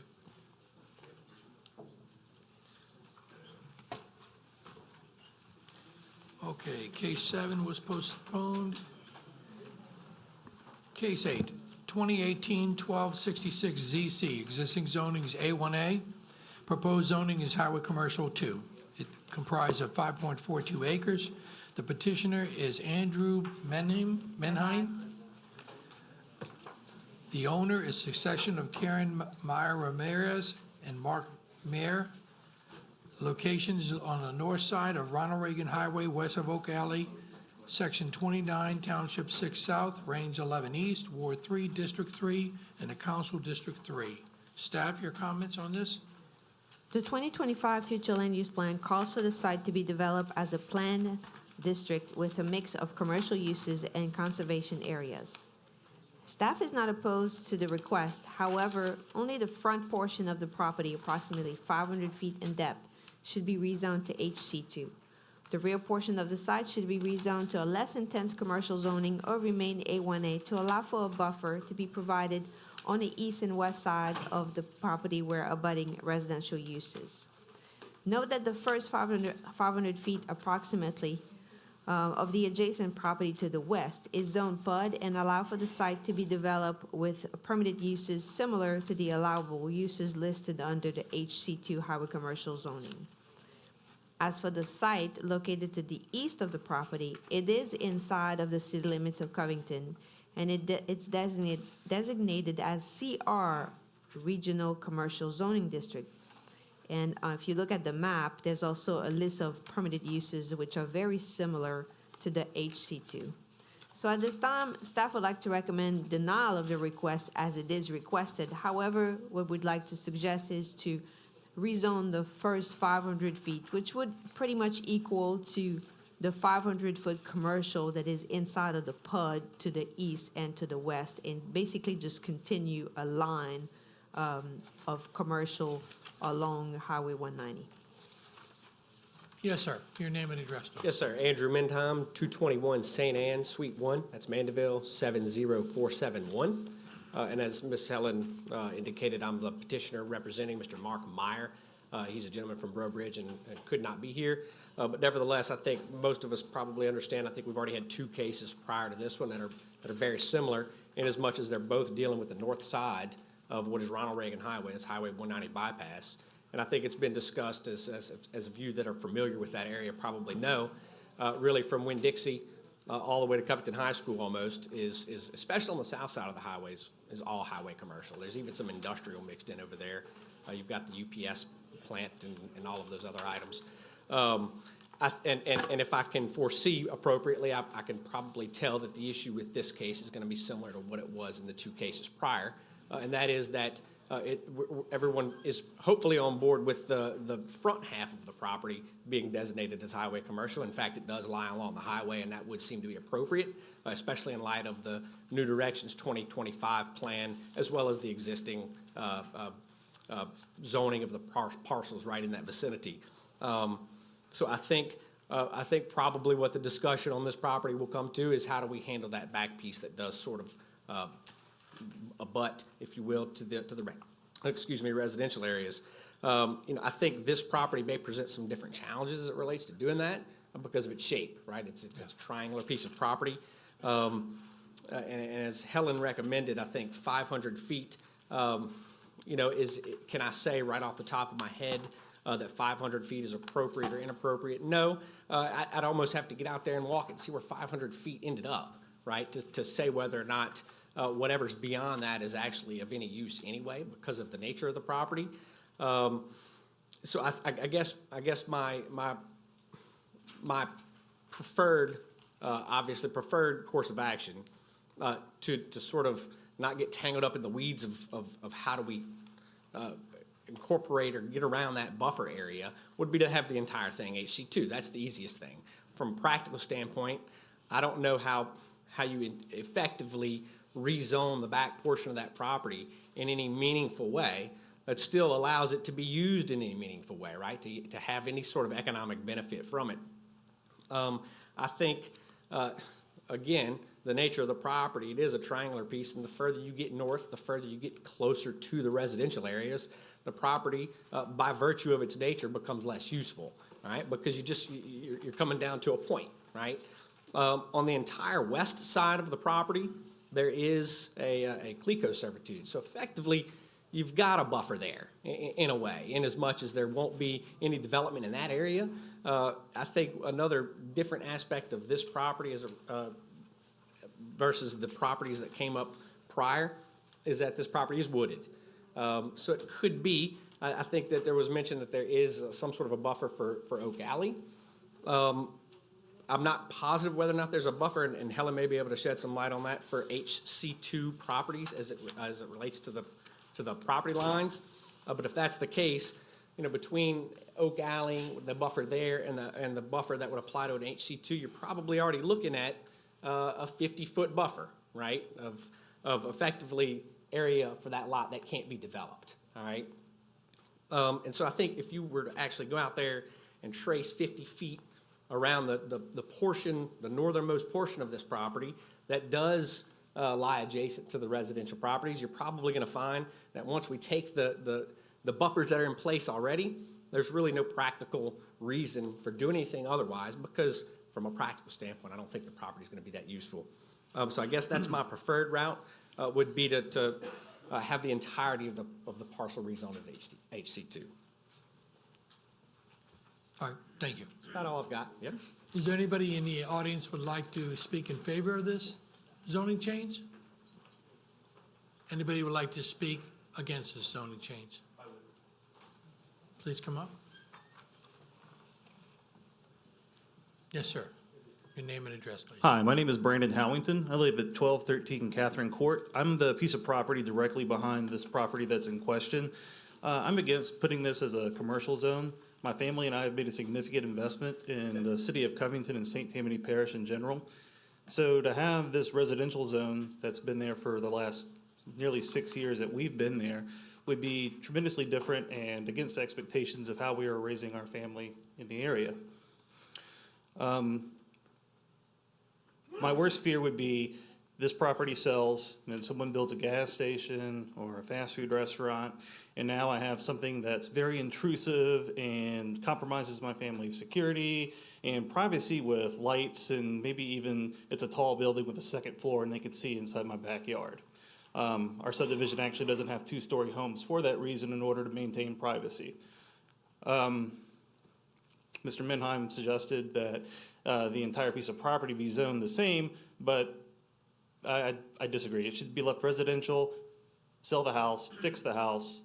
Green space is very underrated in Covington. Not everything has to be developed. So what I'm asking the commission to do is realize that my family and I have made a big investment in this. We chose St. Tammany. We chose the city of Covington in particular. We would like to keep it the same, and that's all I got to say. Thank you. Thank you. Is there anyone else who would like to speak?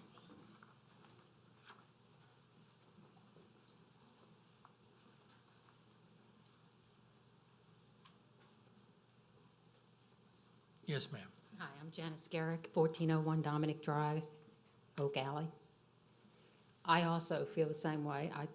You could say that that triangle can't be used for anything, but I had a strip of property behind me where I lived before, and they said, oh, it's just going to be low office. And I put a significant investment in that property. And right after that, they sold it and built 3-story condominiums behind us where everybody was just looking into my yard. Once you zone it commercial or multifamily, you can't control what they're going to put there. And I think that the people in Oak Alley have made a significant, as he said, investment in their properties. We were told from the very beginning that it was going to be only commercial along the front, and that the rest of it was all going to be residential. And it seems like we've already approved one side, one area to be all commercial. I mean, we don't need commercial all around us. I mean, you need to have some areas that are residential or green areas. As he said, we don't have enough green areas anymore. They're being bought up and sold off into commercial properties all over the place. So on top of that, it's already hard as hell to get out of that subdivision in the morning because of the traffic coming down Ronald Reagan Avenue. So, I mean, to put anything else there that's going to bring additional heavy, heavy traffic like that, to me, is ridiculous. That's my thoughts. Thank you. Anyone else? If not, I'll bring it back to the petitioner. So I'd just like to address some of the concerns raised by members of the audience. Certainly respectfully, yes, there is a residential development there. Growing up in St. Tammany Parish, I can tell you that that area has been commercial much longer than it has been residential. The south side of that highway has been developed in a commercial manner for a long, long time. Moreover, the New Directions 2025 plan, if you look at that and you actually zoom out on the entirety of the parish, you can see clearly the areas that are marked in a deep red color, right? And those deep red colors indicate what are to be commercially planned type development areas. And if you back out on that map, you can clearly see that the vicinity that we're speaking about is all entirely colored that deep red area, in as much as it's been that way in the past. And as indicative of some of the events here tonight, it's continuing to develop in that manner. With that said, again, from a privacy standpoint, I certainly appreciate your concern, but again, I don't know that you can even build a building on the rear portion of that property. My concern is that if we rezone it differently than the HC2, then the attendant uses that would be used on the front of the property, maybe you lose some of that in some of that back portion, okay? I don't know how else that portion is actually gonna be useful to someone potentially down the road. Obviously, the commercial building, I suspect, would be along the frontage, along the highway. But that's not to say that there's not some use that they could get out of the real estate in the back. And I guess my concern would be that if we rezone it separately, then some of the uses that would be attendant to the HC2 may be disallowed under a lesser zone. And effectively, again, from a practical standpoint, I don't think that really adds any economic benefit to the property, certainly. Other than that, I would just continue to reiterate the PUD is going to be right there to the east and west, both of which will have commercial components. There's already an operations center, what was an operations center for a bank on the same side of the highway, less than a half-mile away. There's a relatively large apartment complex right down the road. So the area is growing.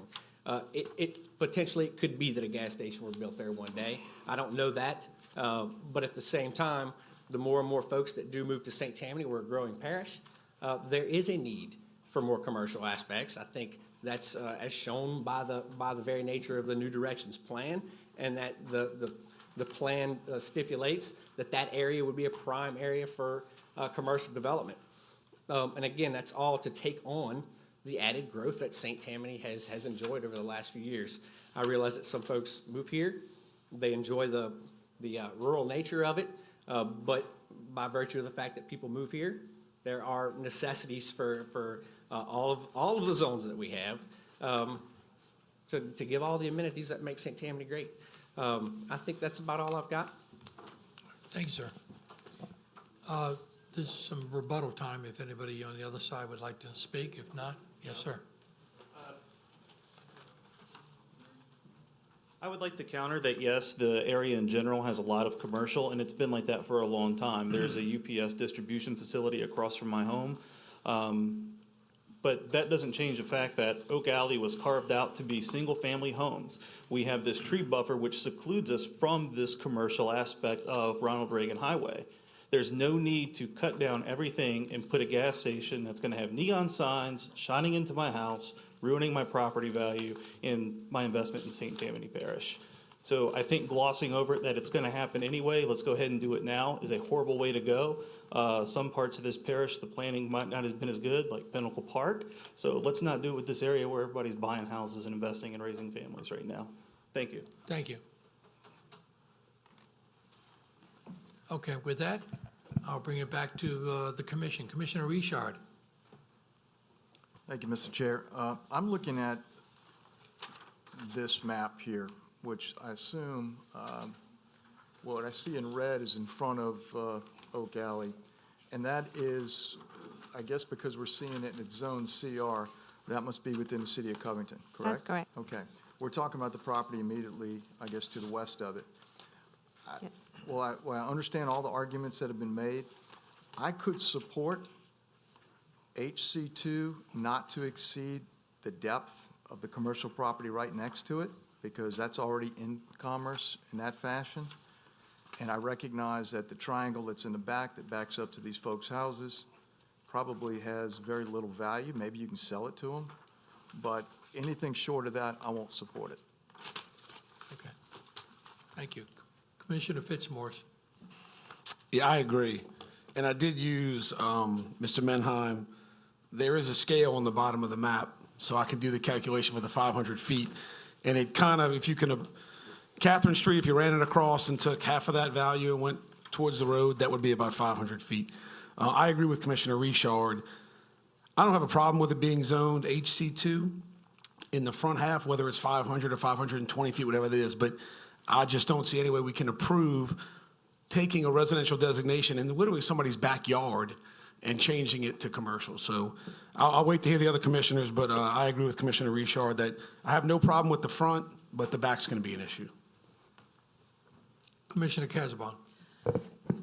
I agree that, yeah, the front needs to be commercial, but the back, it's just gonna be a dead zone. Unless the homeowners, buy it, but why should they buy it if he can't sell it and use it for something? Would you consider a downgrade, like a neighborhood commercial, that it would be like doctor's offices or something like that?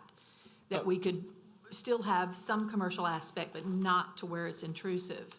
Yeah, absolutely. And I think starting the conversation, my preferred route would have been the entirety of it being HC2 from a practical standpoint. We're certainly also agreeable to doing something that is a compromise that works for everyone. I think a little more than 500 feet would probably be best for my client, in as much as, again, roughly, if just looking at the survey, almost looks like 500 feet would include maybe 3.5 acres. Then you've almost got 1.8 acres back there that effectively becomes non-usable. That's a little more maybe than I would prefer, but at the same time, yeah, Ms. Casabon, we're certainly open to. How does my fellow commissioners feel about that? The neighborhood, that it would be something like dentist office or doctor's offices, office use next to the. You're talking about the 1 point something? Yes, 2 in the acres back, behind? yes. To rezone that to Well, neighborhood he'd have commercial? to give them a right-of-way to get to it. I mean, it'd have to be a boulevard or something that ever, And currently, this is an older survey that shows it was actually 2 parcels that became 1. So it is Right. 1 parcel. So to really, to get any usefulness out of the back property, you'd have to go through the resub process as it is. Right. But in any event, yeah. I would just see certainly it agree. as far as, it's a dead zone. Why should they buy it if it's just can't be used? You know what I'm saying? I understand it would be great to go to the homeowners, that they would have, some kind of conservation area or whatever, because there is some trees on it. Well, But I just worry that by just doing the frontage, then this is no man's land in the back. So I'll just throwing that out there to see what y'all think. It looks like to me, if you try to rezone that back portion, anything like a neighborhood commercial or stuff like that, it just wouldn't meet the requirements. It'd be an unbuildable lot, which is what we basically tried earlier with a larger amount of setback. Anyway, that's just my information. And from a practical standpoint, I think you're right. I think as we get further toward the back, you're really getting to a portion of property that is unbuildable. So with that said, I think my client and I would be agreeable to doing an HC2 along the front. Obviously, I know that 500 feet has been mentioned. I would prefer 550 feet. But again, in the interest of compromise and working with the public, I would like feedback from you guys as well. Commissioner Willie. In that line of thought, how far does anybody know how far that property next door goes back commercially? Or if it's not commercially, whatever that red portion is? Well, if I measure it on a map, it appears that it's about 600 feet deep. Okay, and then that's where the the property starts, for the residential property starts. Okay, so if we go 550, Mr. Menheim mentioned 550, he'd be satisfied with that, and then go with the lower zoning. It might not be buildable, but it may be. It may be incorporated into the entire project. You're able to build some sort of other business on that property using the front property as parking and everything else. So it may be usable. So, I could support the 550 for sure. And just for clarity purposes, what zoning are we talking about beyond, north of the 550 feet? You're gonna leave it A1A. Leave it as A1A? Yes, Okay. yes, I believe that's what Commissioner Willie's discussing. But he may be able to incorporate some buildings in there that would, like NC6 buildings. So this is 6? All right, and so again, just to relay what we're looking at here, she's got this map showing that the PUD component or the commercial component of Oak Alley to the east is roughly 600 feet in depth. Right. So I think it would make sense to at least go to that 600 feet. That way we've got at least some consistency So in the leave depth of our commercial. 600 feet, and then, Of HC2. You leave the rest, A1A, or? A1A. Yes, sir. We could do that. That's what we're agreeing to. Could we do that? Yep. I'll make a motion to that effect. Okay, I got a motion. To rezone A1A to HC2 for the, from the south property line, 600 feet north.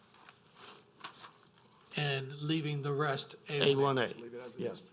A motion by Commissioner Willie. Commissioner Fitzmaurice. I might second that, but I have a question for Helen real quick. I might. Where that, what's imaginary line, or you can show it to me, if you drew that across the back triangle of the property, where would that come into that residential component of Catherine Street? So it comes to the rear property line of, let me see what I. Yeah, but I want to make sure. So it comes to the beginning of the rear of those property. I'd be happy to stand up and show you on your map if you'd like to. Sure, you can do it. And based on what she and I were looking at, Mr. Fitzmaurice, I believe it comes right to that south property line, if you will. So where the woods effectively end is where the commercial zoning would end. Yeah. I see it. Okay, perfect. That's perfect. Perfect. Okay, that's perfect. Okay, that works. I'll second the motion. I have a second by Commissioner Fitzmaurice. Commissioner Richard. I'll be brief. Just so that I understand, is there some sort of a legal description? I mean, how do we know exactly what that line is? I know what it is on this map. I can draw it across, and it doesn't go in anybody's backyard at Oak Alley, and we have a green space behind them, and if it turns out to be just green space, so be it. That wouldn't be a bad thing for the community or the residents. But how do you know exactly where that line is? Is there some sort of a legal description that's written up?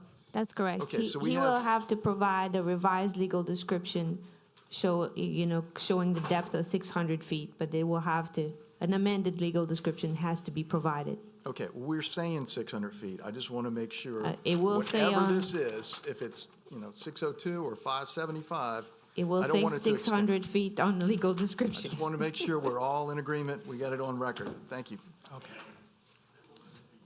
Is that it? Oh, I thought Commissioner Randolph was trying to speak.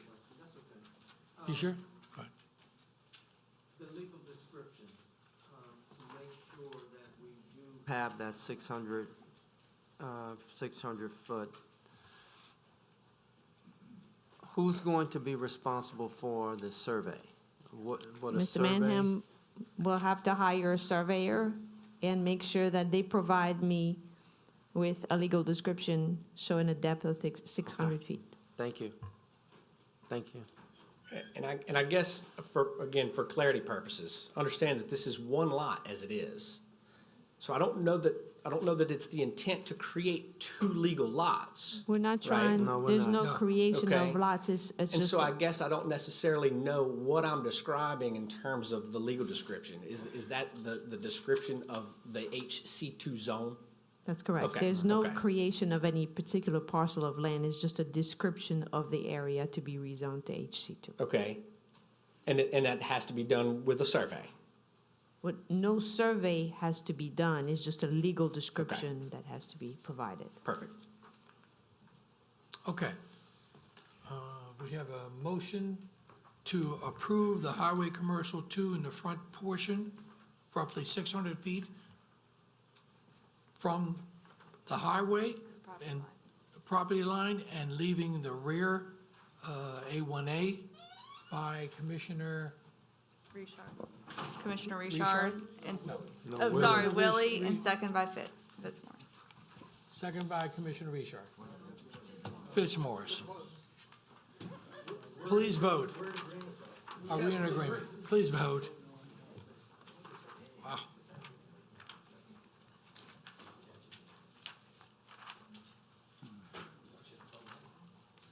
Ms. Cassavon and Mr. Lauren, would you like to vote, please?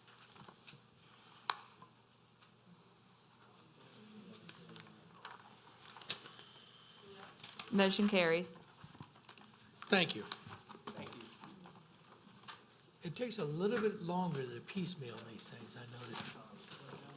Okay, let's go to case 10, 2018-1270 ZC.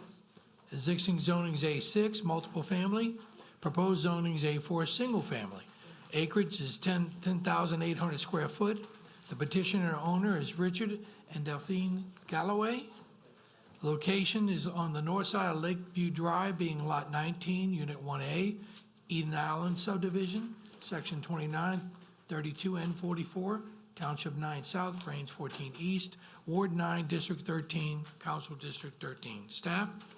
The 2025 future land use plan calls for the area to be developed with residential uses. The objective of the request is to allow for the construction of a single-family residence, and staff would like to recommend approval of the request for an A4 single-family residential designation. Okay, is the petitioner here?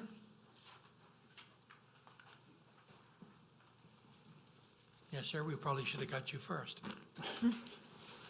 Richard Galloway, 201 Nicholas Drive, Slidell, 70458. You agree with everything that? Yeah, I just want to build a house on it. Right. Yeah, we've had these cases similar in the past. Anybody in the audience want to speak for or against this case? Yes, sir?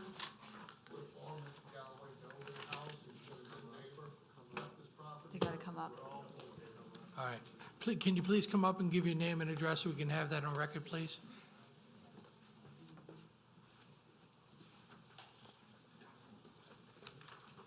Scott Martin, 240 Lakeview Drive, Slidell, Louisiana, 70458, Vice President of the Homeowners Association. And we all support Mr. Galloway in doing this, and we'd appreciate y'all consideration for it. Thank you. And just so the commission knows, we did approach the attorney outside at your urging, and he refused us. We told him we would meet with him before he made the zoning. Thank you. Okay. With that being said, I'll bring it back to the commissioner. Commissioner Doherty. Thank you, Mr. Chair. This is another good example of where we're taking a multifamily zoning along Lakeview Drive and taking it to single family. That can be a beautiful area out there, and so I'll make a motion to approve. I have a motion to approve by Commissioner Doherty. Commissioner Randolph. Second. I have a second by Commissioner Randolph. Any more discussion? If not, please vote.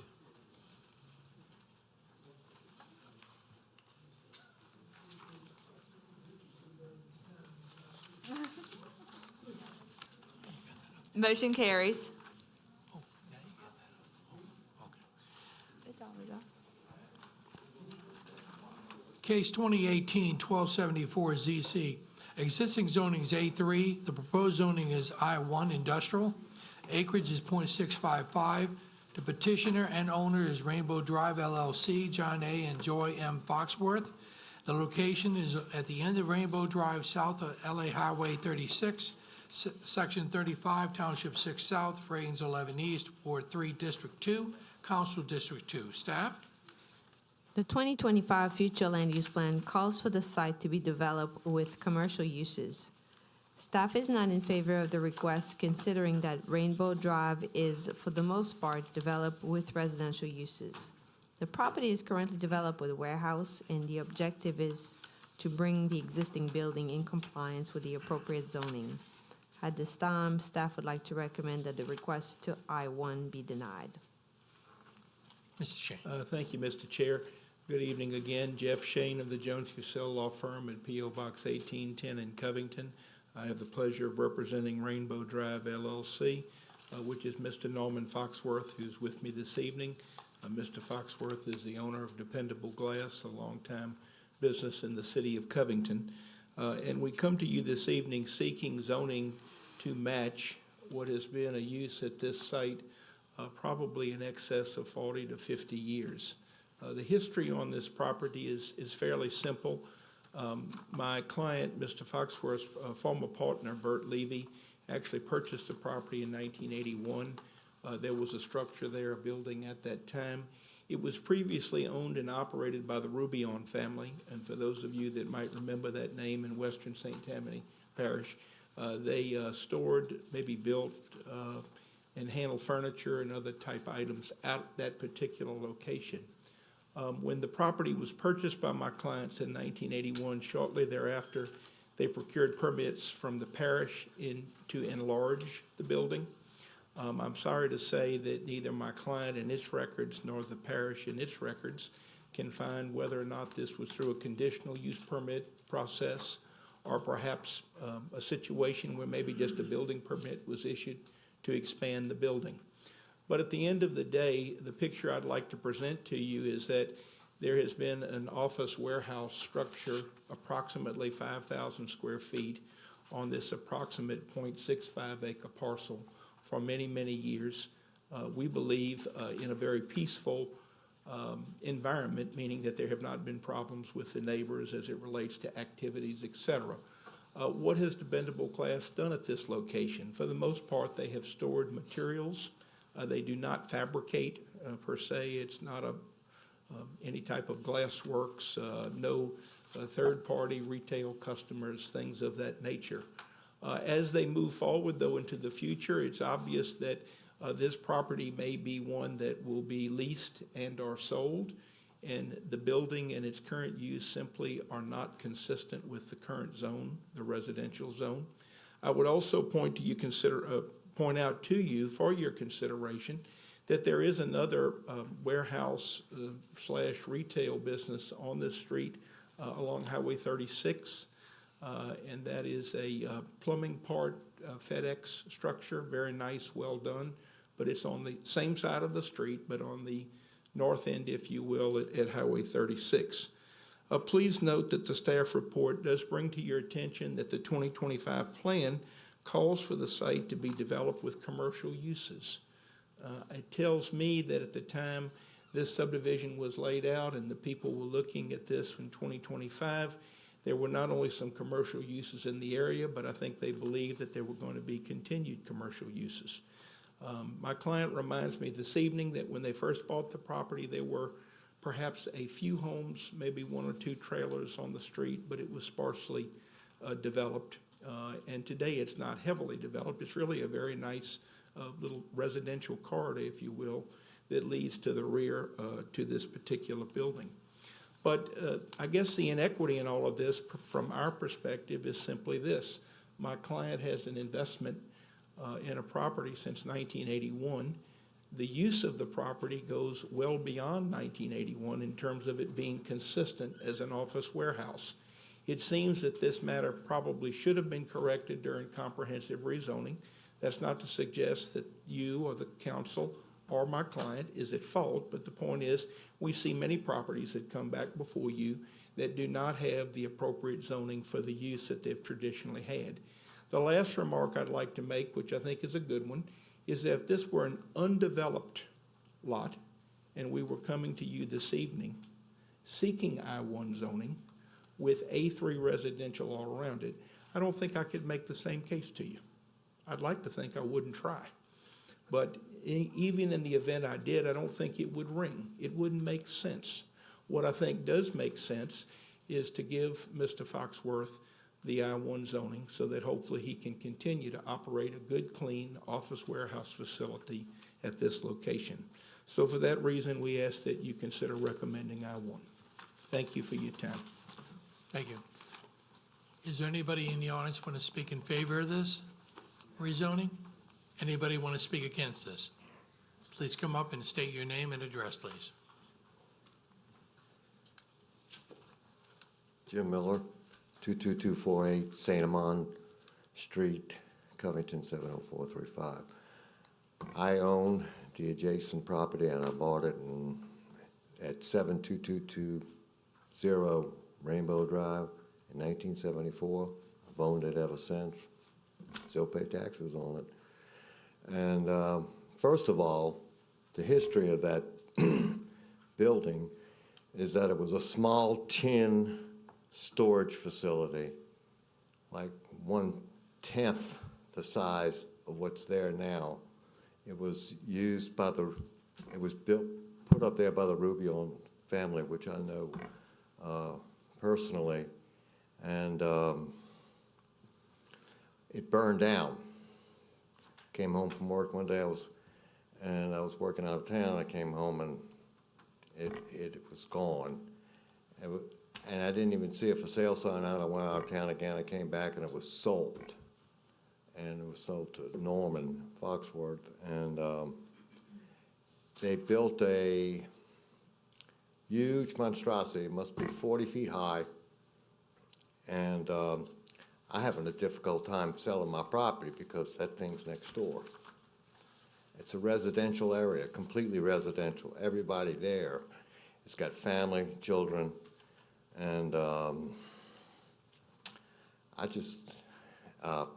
he has used it for storage. I don't see the office thing. I don't believe any credibility in it being an office. Every now and then they operate a commercial sandblaster in the back that operates, it must be, I don't know, 20,000 PSI. It's so loud you can't even hear yourself think when you're outside if he's using it or whoever is using it. And I just don't think it's a good idea to take a residential area and zone it I-1 industrial. That's pathetic. If y'all let that happen, I think it's a shame. Thank you. Thank you. Is there anyone else in the audience against this? Mr. Shane, if you'd like to have rebuttal. Yes, sir, thank you. One of the things I had asked my client to do since he's owned the property for such a long time was that before the fact I checked with Miss Lambert to make sure I knew when the property would be posted. He told me he knew some of the people that lived out there because he's obviously owned this property for a long time. And I said, rather than them learn about your plan by seeing the yellow placard sign go up, go knock on their door. Tell them what you're doing, make sure they understand, and see if they have a problem. I don't know how many doors he knocked on, but I can assure you that he reported to me a couple of days later that he had done that. The people understood what he was doing. I think in part that's reflected with the lack of having a lot of people here this evening. That doesn't mean I don't show respect to the gentleman that just spoke.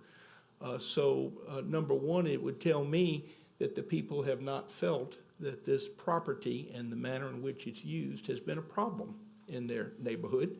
I think this commission knows that when people have problems with proposed uses, you see them in the audience, and you've heard from many of them tonight as it relates to other cases. Again, this is not a new use. Yes, I'm asking for a new zone, but a zone that matches the use that has been there for an awful long time. And that use did not occur because my client decided in the still of the night to build this warehouse. It was permitted by the parish, meaning that someone believed it was appropriate, either based on prior zoning, based on a conditional use permit, or maybe someone just believing they could issue a building permit to expand the building. But in any event, the property would be totally out of commerce if it did not have appropriate zoning. So we would ask that based on all of these factors that you consider making the recommendation this evening. Thank you. Thank you. Any more discussion? Yes, sir.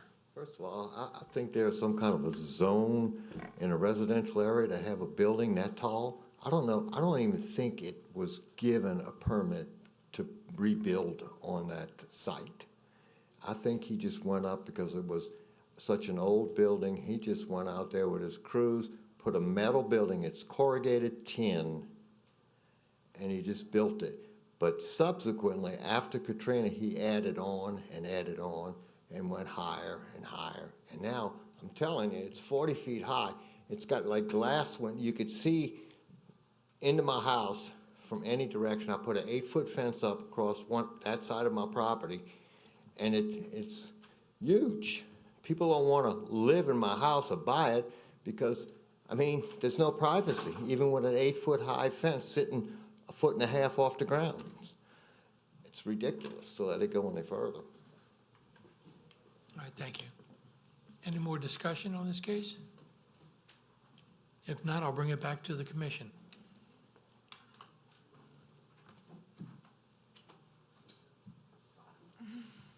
Commissioner Richard. Thank you, Mr. Chair. I think we've heard from both sides on this, and I can't explain why it was approved when it was approved. I can't explain why it was expanded when it was expanded. But clearly, there was some permitting involved and decisions made by members of the parish way before my time. I agree with Mr. Shane that if we were to do this today, we wouldn't do it. But with that said, we do have a piece of property that's in commerce that someone's paid for, that's been there an awful long time, even if we go back just to Katrina with the extensions. And we have some I-2 that literally is right behind it. So I think that to bring this properly into compliance, I'll move to approve. I have a motion to approve the rezoning, excuse me, from A3 to I1, Commissioner Richard. Commissioner Casabon. I'll second that motion. I have a second by Commissioner Casabon. Any more discussion? If not, please vote.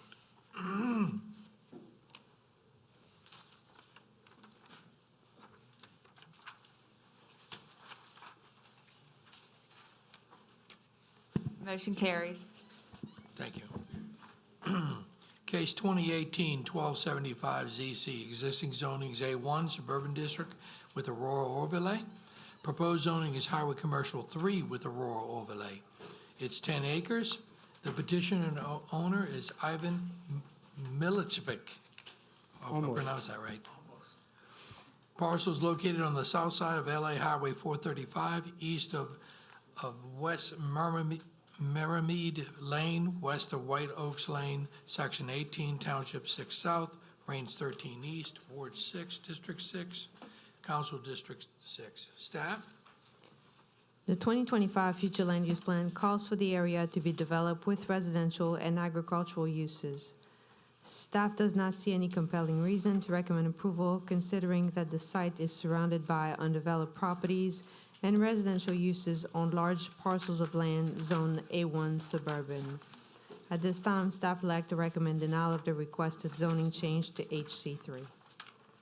Yes, sir. All right, my name is Ivan Milicevic. I'm located at 28480 Highway 435 in Abita Spring. I purchased this property 2014 for goals to make a winery and make a farm, a land. So I purchased 39 acres, and we planted grapes. We got growing, and we have winery right there. We sell wine through groceries, and we have farm. We have Angus cows. So we decide we're gonna make it a building where we can have wedding reception. People can get married inside the vineyards. So we're asking 10 acres to be approved to commercial. We're going to build a road through vineyards, and in the back of property, I have like I think 20 acres. It's just open land. So to put a building, you know, that's my goal, to put a building and make it wedding went. So That's what I'm asking. Okay, thank you. Is there anybody in the audience would like to speak in favor of this request? Or against this request? Favor, my wife gonna say favor. Okay, thank you. If not, I'll bring it back to the commission. Commissioner Casabon. This is in a very rural area, very open, and you have established your winery? Oh, yeah. Okay. Would you need the whole 10 acres for commercial? Only reason I'm asking for 10 acres because I made a road that go through vineyards. And so I guess I can make it just a road, commercial in the back of that, whatever it is for, you know. Helen, for the building and the facility, we need to have the commercial? That's because. I was asking. If you look at the aerial map, it's almost, if you look at the rear parcel, it appears that there might be I don't know if there's a fence or it's just a line in the. It's fence. Or there's a fence, okay. Yeah, I put a fence. So that rear parcel, if I'm not mistaken, sir, this is what you would like to develop as commercial? And then, but the road that would connect to it, then, would have to be zoned commercial as well, or at least road brought would up have to the be standards to be able to reach that rear parcel. I guess I've never Only heard about the reason I have road. 8. It's okay, I'm asking. Oh, okay. I'm I'm sorry. I'm just trying Just to like- understand.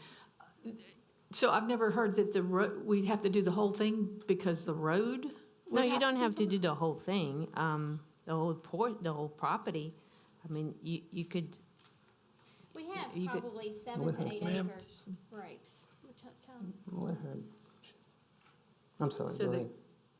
Well, I'm just trying to think, I'll have to hear what the rest of the commissioners think, that it is a rural area, and you're an established winery, that I see that A2, you're surrounded by A2 and A3, large pieces of land. This is something very needed, event centers that we don't have in St. Tammany Parish. And there's no one here in opposition? I'm sorry, I talked I to all don't- my neighbors. no, okay. So everybody's for it, so.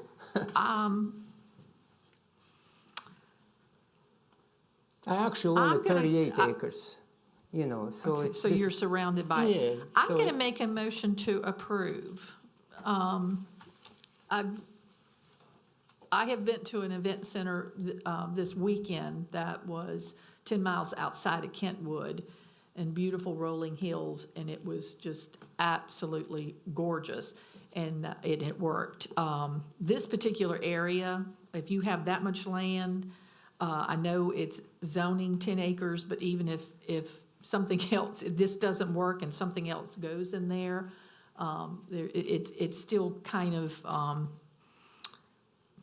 isolated, that you're not going to have a lot of commercial built there for, people to come. But this would be, I think, something unique to the parish. I'll make a motion to approve.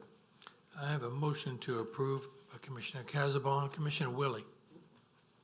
I'm going to second that motion. I have a second by Commissioner Willie. Commissioner Fitzmaurice. I'm going to call you Ivan if that's okay. I'm not going to try to go pronounce ahead, your last name. Go ahead.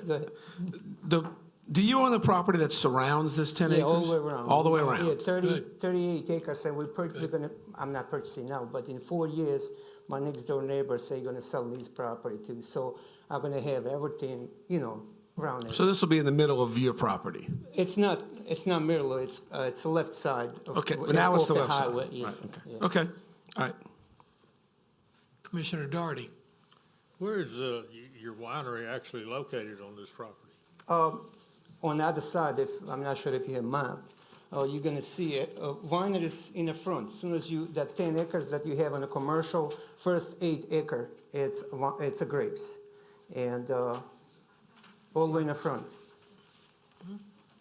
And I wanna, if you can look Well, at it, you can that's where see it's- house up yeah, there, and we have cellar there, So the area at the back of the properties where you, Yeah, it's all in the back, yes, sir. okay, all right, that's what I couldn't really Yeah, tell it's what not, what it was. it's gonna be visible off the road, but it's gonna be probably almost 1,000 feet off the road. Yeah, okay, So- thank you. I'm sorry? Yeah, it's gonna have wine tasting, they're gonna have. Oh, Commissioner Richard had his name up. Are you, Commissioner Richard? All right.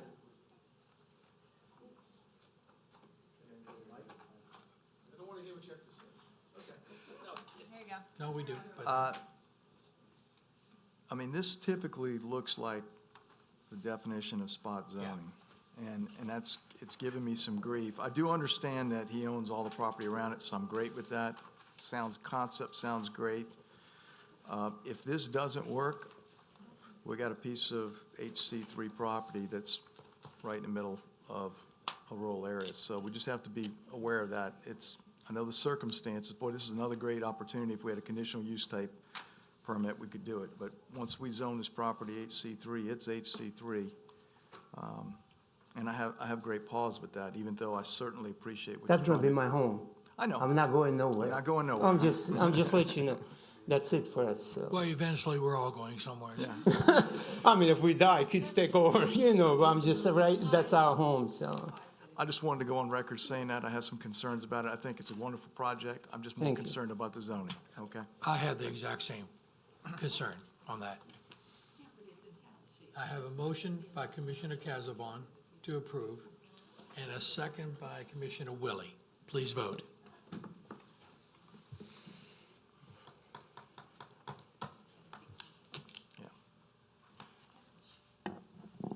Patrick, would you like to vote? And Mr. Baggert? Yes. Motion carries. Thank you. You'll have a great evening. Okay. 2018-1279 ZC. Existing zoning is A2, proposed zoning is A3 suburban. 0.664 acres. Petitioner and owner is Joseph and Deborah Sicard. The location is on the south side of Oscar Street, west of Mulberry Street, Section 5, Township 8 South, Range 12 East, Ward 4, District 7, Council District 7. Staff? The 2025 future land use plan calls for the area to be developed with residential uses. Staff does not have any compelling reason to recommend approval, considering that the site is surrounded by single-family residential lots, zone A2 suburban. At this time, staff would like to recommend denial of the requested zoning change to A3.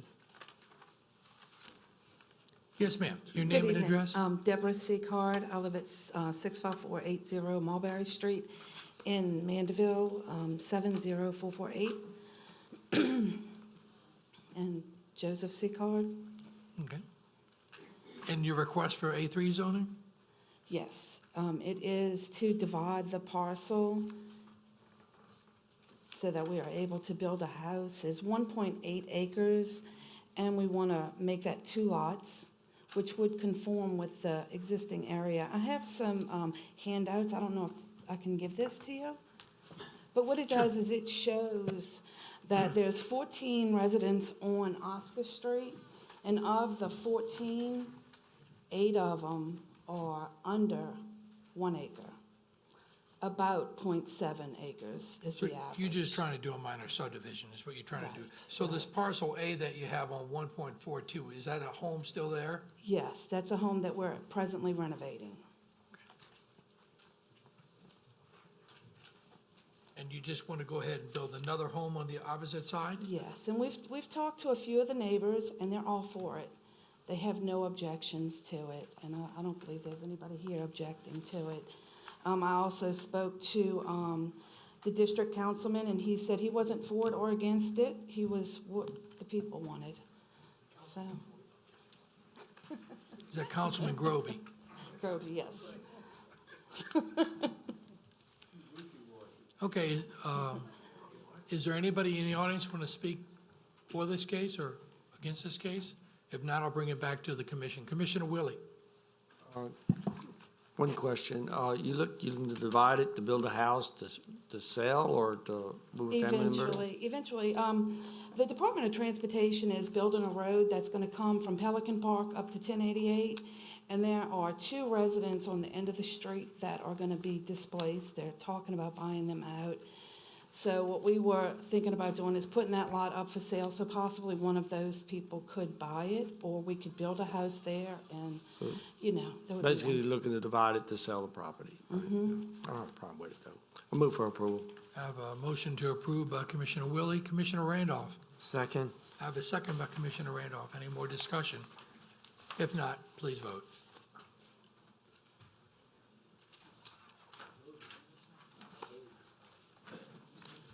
Motion carries. Thank you. Thank you. Thank you. Okay.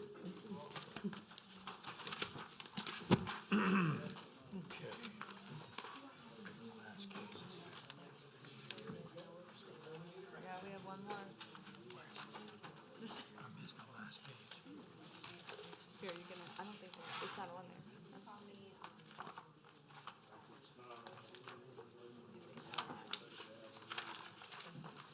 1 second.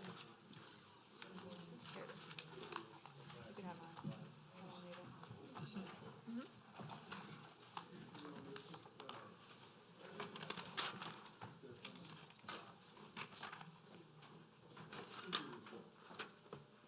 Okay,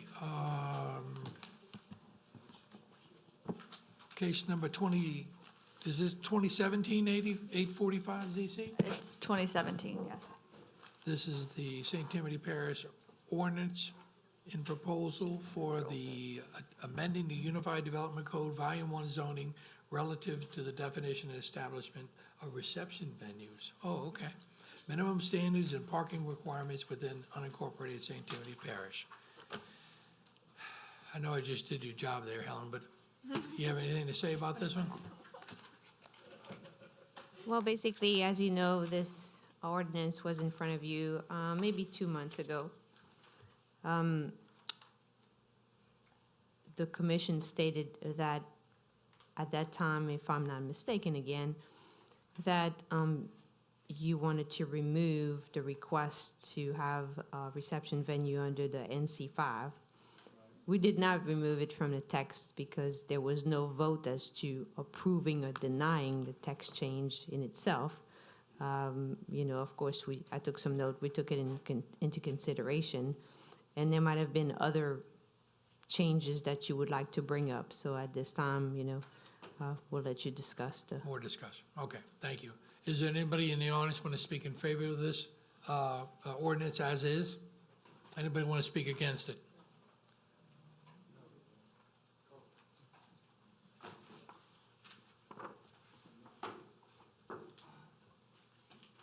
Mr. Hernandez, good to see you again.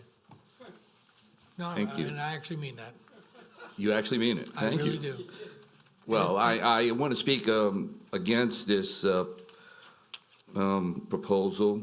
Obviously, one of the things that has already been mentioned is the NC5. I would want to simply remove NC5 from discussion.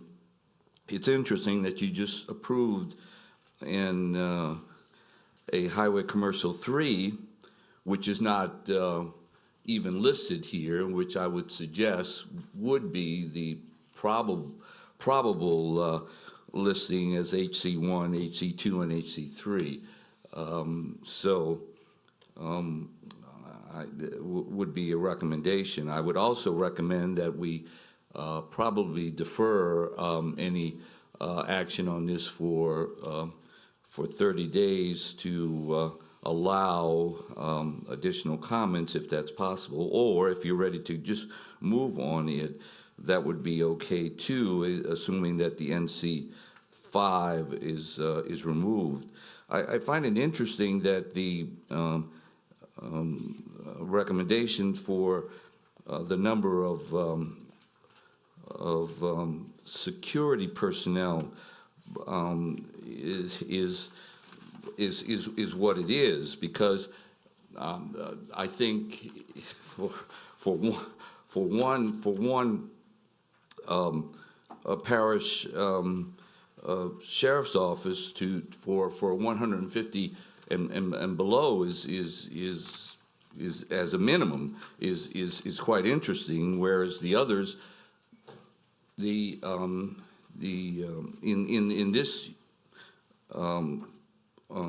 context, you have one right now for your audience, which would be, I think, less than what you would have, especially if you had alcohol being served on the thing. I think it would be, I would suspect, a minimum. Although I don't know if there was discussion with the sheriff's office, a minimum of, I would suspect that a 2, and as opposed to the 1, and then and 4 and 6 is what I would recommend as a minimum for discussion. But we would have, I guess, possibly others to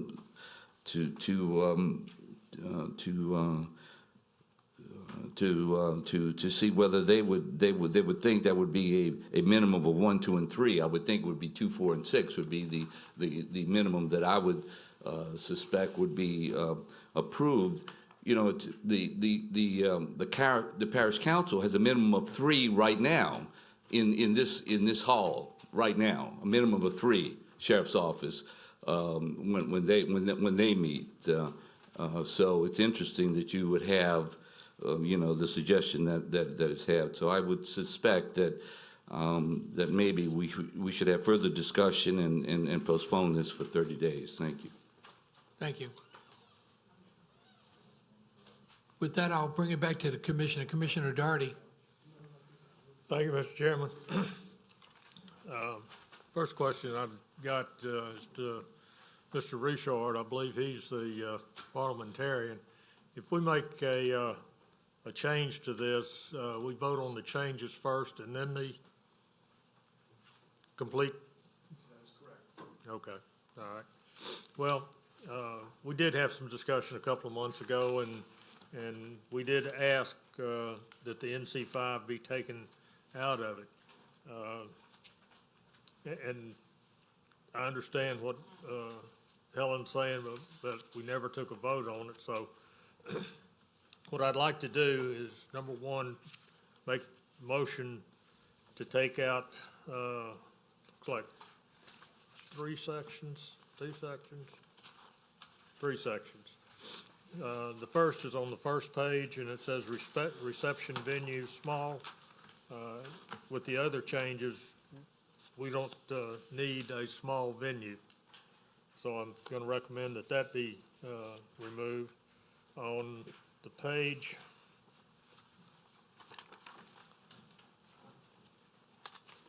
where we get down to hours of operation and page 3, and it starts out with all reception venues in NC5 zone are subject to this article, shall close and cease operation continuously between the hours of 10 p.m. and 6.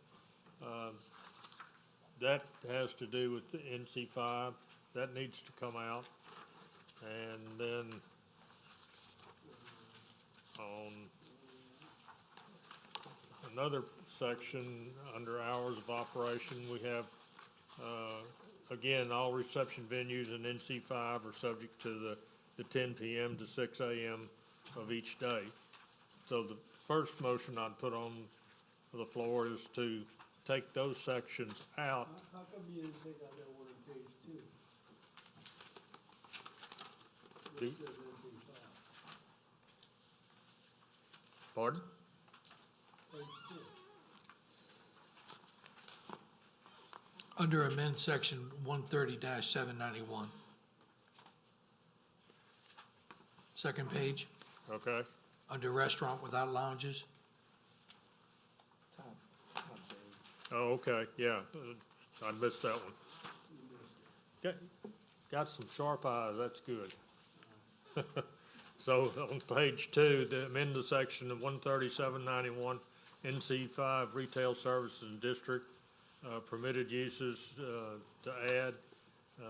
That section and the following sentence underneath it needs to come out. So with all that said, I would put a motion on the floor to remove those sections of the proposed ordinance.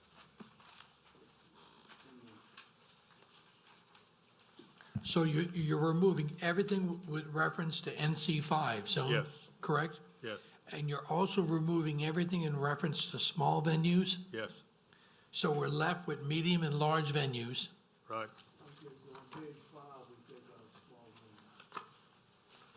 Yeah, anywhere's reference in this ordinance, small venues are out, correct? That should be, that's correct. Okay, Because once you do away with the NC5, you basically done away with the need for that in the ordinance, in my mind. okay, one question here, Commissioner Doherty. In the first page, definitions to new use under amend section 30.5, reception venue medium, and establish providing for space for meetings. What if they have less than 150 people? It's still got to go into HC2.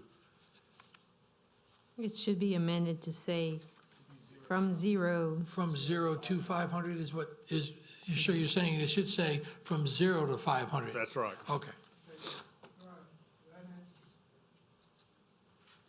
From 0 to 500 Or we would persons just held. say, with a capacity of fewer than 500. Right. Capacity fewer than 500. That's okay. And so anything that's referenced to those, Helen, is what sounds like Commissioner Doherty is trying to. That's correct. Okay. Are you making a motion on that? Yes. Commissioner Doherty? Okay. Yes. Wait just a minute, there's too much discussion going on up down the table. Discussion's going down there and in the middle and over here. All right, let me tell you what Commissioner Doherty is making a motion on. He's making a motion on changing the ordinance and suggesting to get rid of anything referenced to small venues, Including NC5. because that's part of the NC5 that small venues can be part of. So NC5 and small venues will be deleted. The first page, section 30-5, definitions for new use, reception venue medium will now say less than 500 persons. On the next page, amend section 130-791 NC5 will be taken out, as well as number 6, reception venue small. On the next page,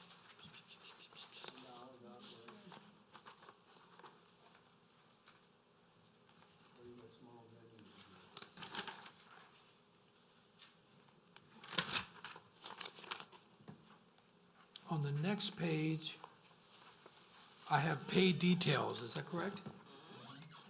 That's on page 3 of 7. We're getting rid of the small venues, at least one deputy. Under hours of operation, J, he wants to get rid of reception venues and NC5 zoning, that's Right. that one.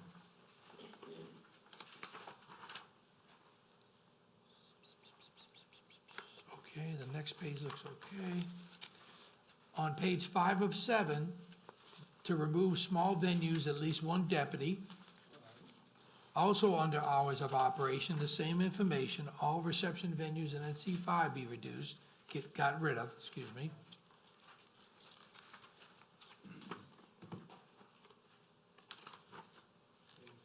And on the page 6 of 7, under paid details, again, get rid of small venues, at least one deputy. And also hours of operation again, all reception venues and NC5 be gotten rid of. So that's a motion to amend the ordinance by removing that. That's correct. That's the motion to amend all those different things in the ordinance. Now, Commissioner Lauren.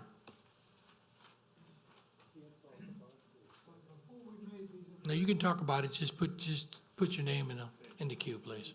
Okay. Okay, we're not discussing it. I'm just going to Commissioner Drum. Commissioner Drum? What's that? Even when he doesn't key in? Oh, it is. Okay, I have a second. I have a motion. I have a second motion by Commissioner Baggert to approve with all those withdrawals. Now, Commissioner Lauren, Now we can go. you can speak now. Okay. One of the discussions we had at length, and I want to make sure that we are clear on this, was that if someone had a birthday party at Keith Young's restaurant in the private dining room with 50 or 60 people, the way it was originally written, it would have been required for him to have a deputy. And we're doing away with that when we do away with the small venue. Now you'll need 2 deputies. Pardon? You're not getting rid of it. Now you'll need 2 deputies.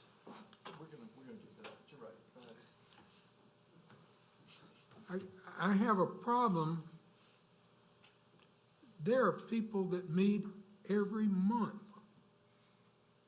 that I belong to half a dozen or more organizations that we meet at Mandina's, okay? They serve alcohol. I belong to a group that meets at Keith Young's. They serve alcohol. If you burden these organizations with the cost of providing 2 deputies, you're going to cause some serious financial problems to some very worthy organizations in the parish. And I have a problem with that.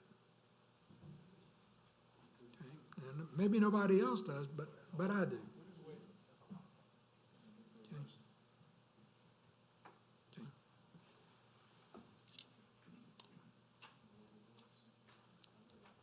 Commissioner Drum, your comments.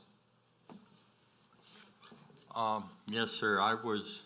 When I was reading this, I'm a fanatic for use of words. That was my jobs, always had to do with use of words. So I'm going to go to page 3, hours of operations. So that's paragraph J. Since we already have a motion to remove item 1, I'll go to item 2. It says, all reception venues in HC1 and HC2 zones which are subject to this article shall close and cease operation continuously. That means they can shut down for 5 minutes and start up again. Continuously means not stopping. So if you stop, then you can start again. Legally, am I right? It says cease operation continuously. We can ask legal for a comment on that. I think we ought to take out continuously. Yeah. Just say cease operation. I Yes. think that the council member was trying to make sure that they didn't close and reopen, which is how continuously got added. Yeah, so that means that they can close, but then they can start again. They close during those hours, wait 5 minutes and open again. They haven't broken the law because they weren't open continuously. I think you can remove it. So I would say, just say cease operations between these hours. A good point. Thank you. I'm done. So I make a motion.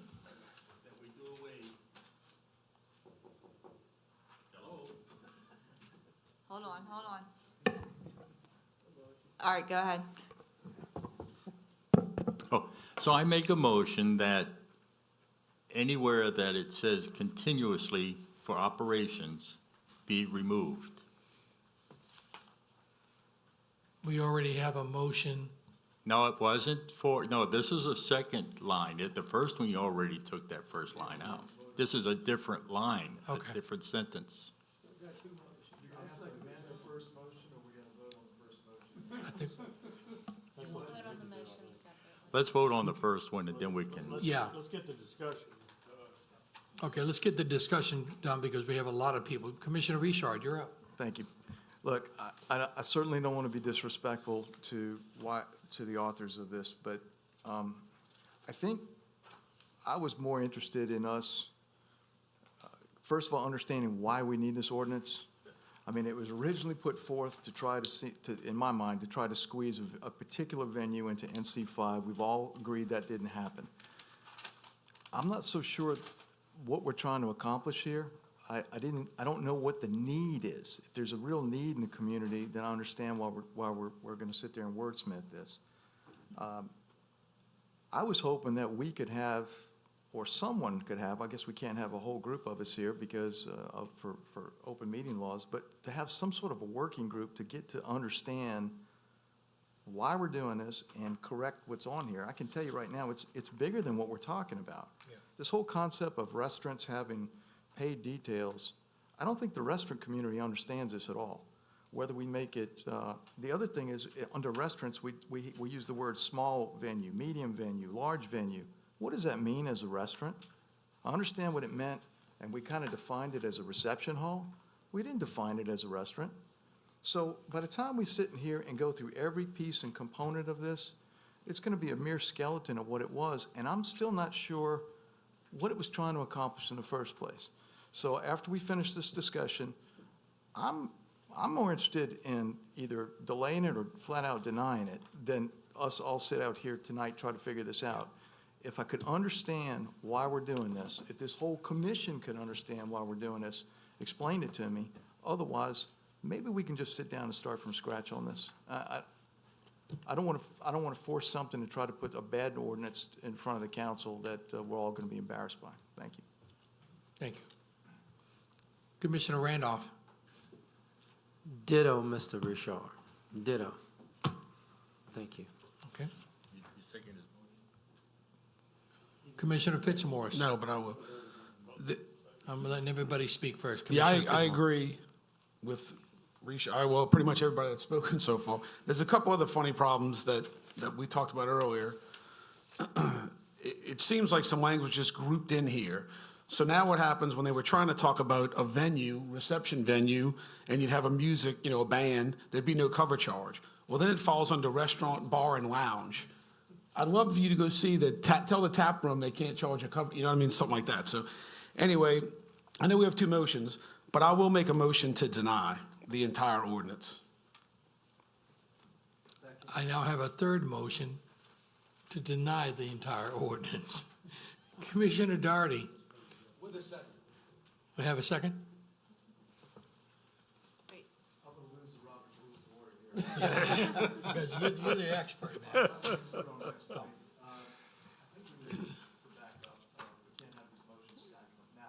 I withdraw my motion. Supersede those, okay? Again, you can ask council again. All right, been some good discussion and good questions, good comments. There are many, many restaurants in this parish that have a private room where you can have 20 to 30 people, sometimes homeowners associations, go into a restaurant and have a meeting. It just depends. And taking the word continuously out, I think is a good thing. To Mr. Hernandez's comment about HC3, I mean, that could always be added, and it might be something that could be considered. We've got a motion and a second on 2 amendments to this, plus a third motion to deny. Todd, the answer is, why are we doing this? To that point, other than that one particular case that you mentioned, I think if we don't do something to regulate where NC5 can go, now, we look pretty tough at that, but if you get an NC5, and there's a couple of restaurants that are zoned in NC5 that back up to residential areas, we need to have something to fall back on as far as an ordinance. And I think that's where all this came from, okay? Is it worded the way we as a commission would like to see it? Not yet. But I think if we put these changes in place and then postpone this and maybe establish a work group to sit down and go through this, and then maybe even have a councilman involved in the work group so that we get some perspective from their side. I know I don't have the floor, but I'd like to make a quick comment, if you don't mind, Mr. Chair. Yeah, go ahead. It doesn't matter, I can talk to you from here. A motion to postpone would allow us that to happen, and we don't have to act on the rest of those motions. It will supersede. It's my understanding legally. I think a motion to postpone. It will, but if you want to make these amendments and have Helen make the changes, don't make the motion to postpone until you vote on the amendments. I understand that. Because once you put that on the floor. Is everybody comfortable with all these changes and why we're doing this in the first place? Do we want to go through that to have a work group? Or can we have a motion to postpone and then still discuss all of these items so that we present it at the next meeting or the meeting after, however long it takes? That's a question I have for this commission. If you want to go through and adopt all of these changes and then put a motion to postpone, that's fine. Well, the reason we're at this situation is that we didn't take a vote on the suggestions to pull the NC5 out in October. So we don't get into that situation again. I would suggest that we vote on the amendments and then postpone it. Legal, does that work? Okay. Yeah. And then, if we have any other amendments that come out of the work group of what's left of the ordinance, then those can be made on the floor when it comes back on the agenda. I think that's a very good idea. I think there's so much confusing in how this thing is written and interpreted. I think we have to do it correctly. But I do like your motion initially about getting rid of the NC5 portion. So even I see some more people in the queue. I'm going to have to allow these people to finish first. Commissioner Randolph. Oh, no more. No. Okay. So the motion that we see now is the motion that was done by Commissioner Doherty to remove any reference to NC5 and also small venues. And I believe Helen has already typed all this information out about what other motions were made for this, correct? Greg, I just want to clarify something. I was under the impression that you can make changes, but then at the end, you either have to approve the ordinance with the changes and move it on, or it stays as is until, and I guess, Carlin, I'm just trying to get clarification in that regard. Legal? I think that they can make a motion to amend without, and this is a Robert's Rules question, so parliamentarian jump in if I'm wrong. The main motion would be the motion to, right now, the motion to deny. So our other motions are motions to amend. I think they can make those motions and then ultimately not deny or approve, but postpone so that the changes can be made and they can see these changes in writing before it comes back up. And then whenever you pick the amount of time, whether it be 3 months, 6 months, indefinitely, when it comes back up, it won't look the way it looks today. It will look the way it will look after all these changes. So it won't have NC5, it won't have small venues. If you have additional changes that y'all want to write up and bring, you can do that, and it might be a little bit easier to make the amendment, and then you can make your final decision. But from a legal standpoint and a Robert's Rules standpoint, I think that they can vote on those amendments and then postpone the motion to deny or the motion to approve until a later date. So just as a point of clarification, maybe we would just strike out what's suggested and then eventually clean up the ordinance. And then when it comes back, it'll look a lot cleaner. When it does come back for whatever time, if you decide to postpone it. Thank you. Right. Okay, so what we have now is a motion on the floor by Commissioner Doherty, a second by Commissioner Baggert, I believe. Baggert, right? To amend the ordinance as quoted. Please vote. Sorry, we're gonna talk some more. We're just amending this to get it back. Motion carries. Now, we have a motion on the floor to amend the ordinance again by Commissioner Drum, seconded by Commissioner Randolph, to remove the word continuous. Is that correct? In the ordinance. Please vote.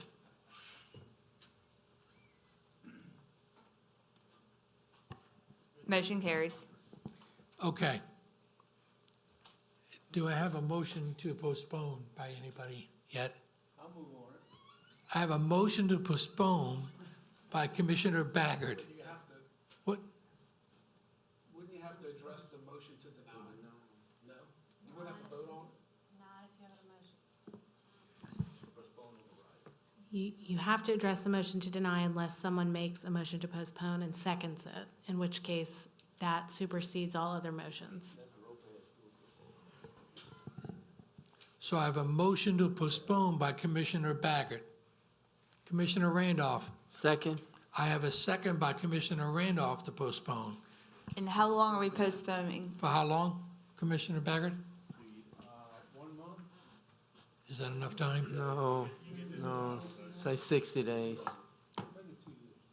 No, honestly. 2 months? 2 months. 2 months? That's a motion to postpone for 2 months. Commissioner Randolph, I agree.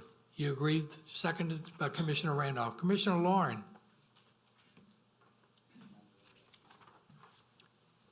If we, as commissioners, have read this, and we've had this for a week to study it, and we really don't know what it says, there is definitely a need to have a working group get together and come up with, we've made some changes to the original submission. Now we've made some changes to this one, so we'll have a cleaner draft to work with. And when we get ready to do something, we'll know more. I'll have more confidence in what we're doing. I really don't, particularly, again, I've got a hang up on this thing. I mean, if you start telling the Republican Women's Club and the Red Hat Society and all of these groups, that if they've got 25 people in attendance or 50 people in attendance, they're gonna have to get 2 deputies up and pay for them. You're gonna have problems. Okay? Commissioner Fitzmaurice. No, I agree, and that's my hesitation too. And if we do have a working group, I mean, I feel like we're almost a dictatorship if we don't invite some of the people that work in the parish and own the restaurants and the venues to participate in that. And we're just gonna set precedent and say you have to abide by these rules. I mean, some people are gonna be upset. That's all I'm saying. At least invite them. Okay, So we have a motion to postpone by Commissioner Baggert and second by Commissioner Randolph. Is that correct? For 2 months? For 2 Correct. months. Let me suggest this before we vote. We need to get with Councilman Stefanzik and get this squared away. This is ridiculous.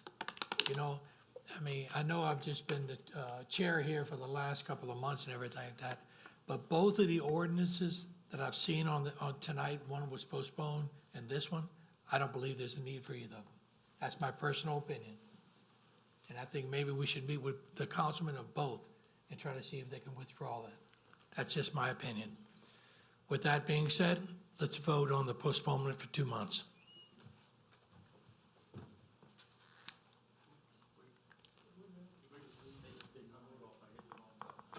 You hit the wrong button? Oh. You voted. Who voted incorrectly? I just want to put it on the record that Drum. Okay. Who, me? I want to deny it. That's how I voted. So he hit the wrong button. Motion carries. Thank you. Any old business or new business? As far as doing business, We have something else? yes. I'm sorry, I don't have the listing. It's, You know, there's no list here. Please note that, Commissioners, we're not finished yet.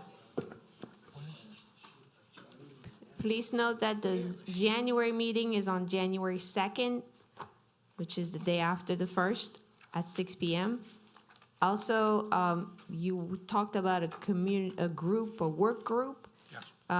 In January, you have the 15th, which is the third Tuesday of the month, January 2nd. I mean, you don't have to set it in stone right now, but I just want to give you food for thoughts about those 2 dates, which normally we have access to the What day is it? January 15th or January 22nd, which are 2 Tuesdays. You know, January is a long month, so we have 5 Tuesdays. Yeah.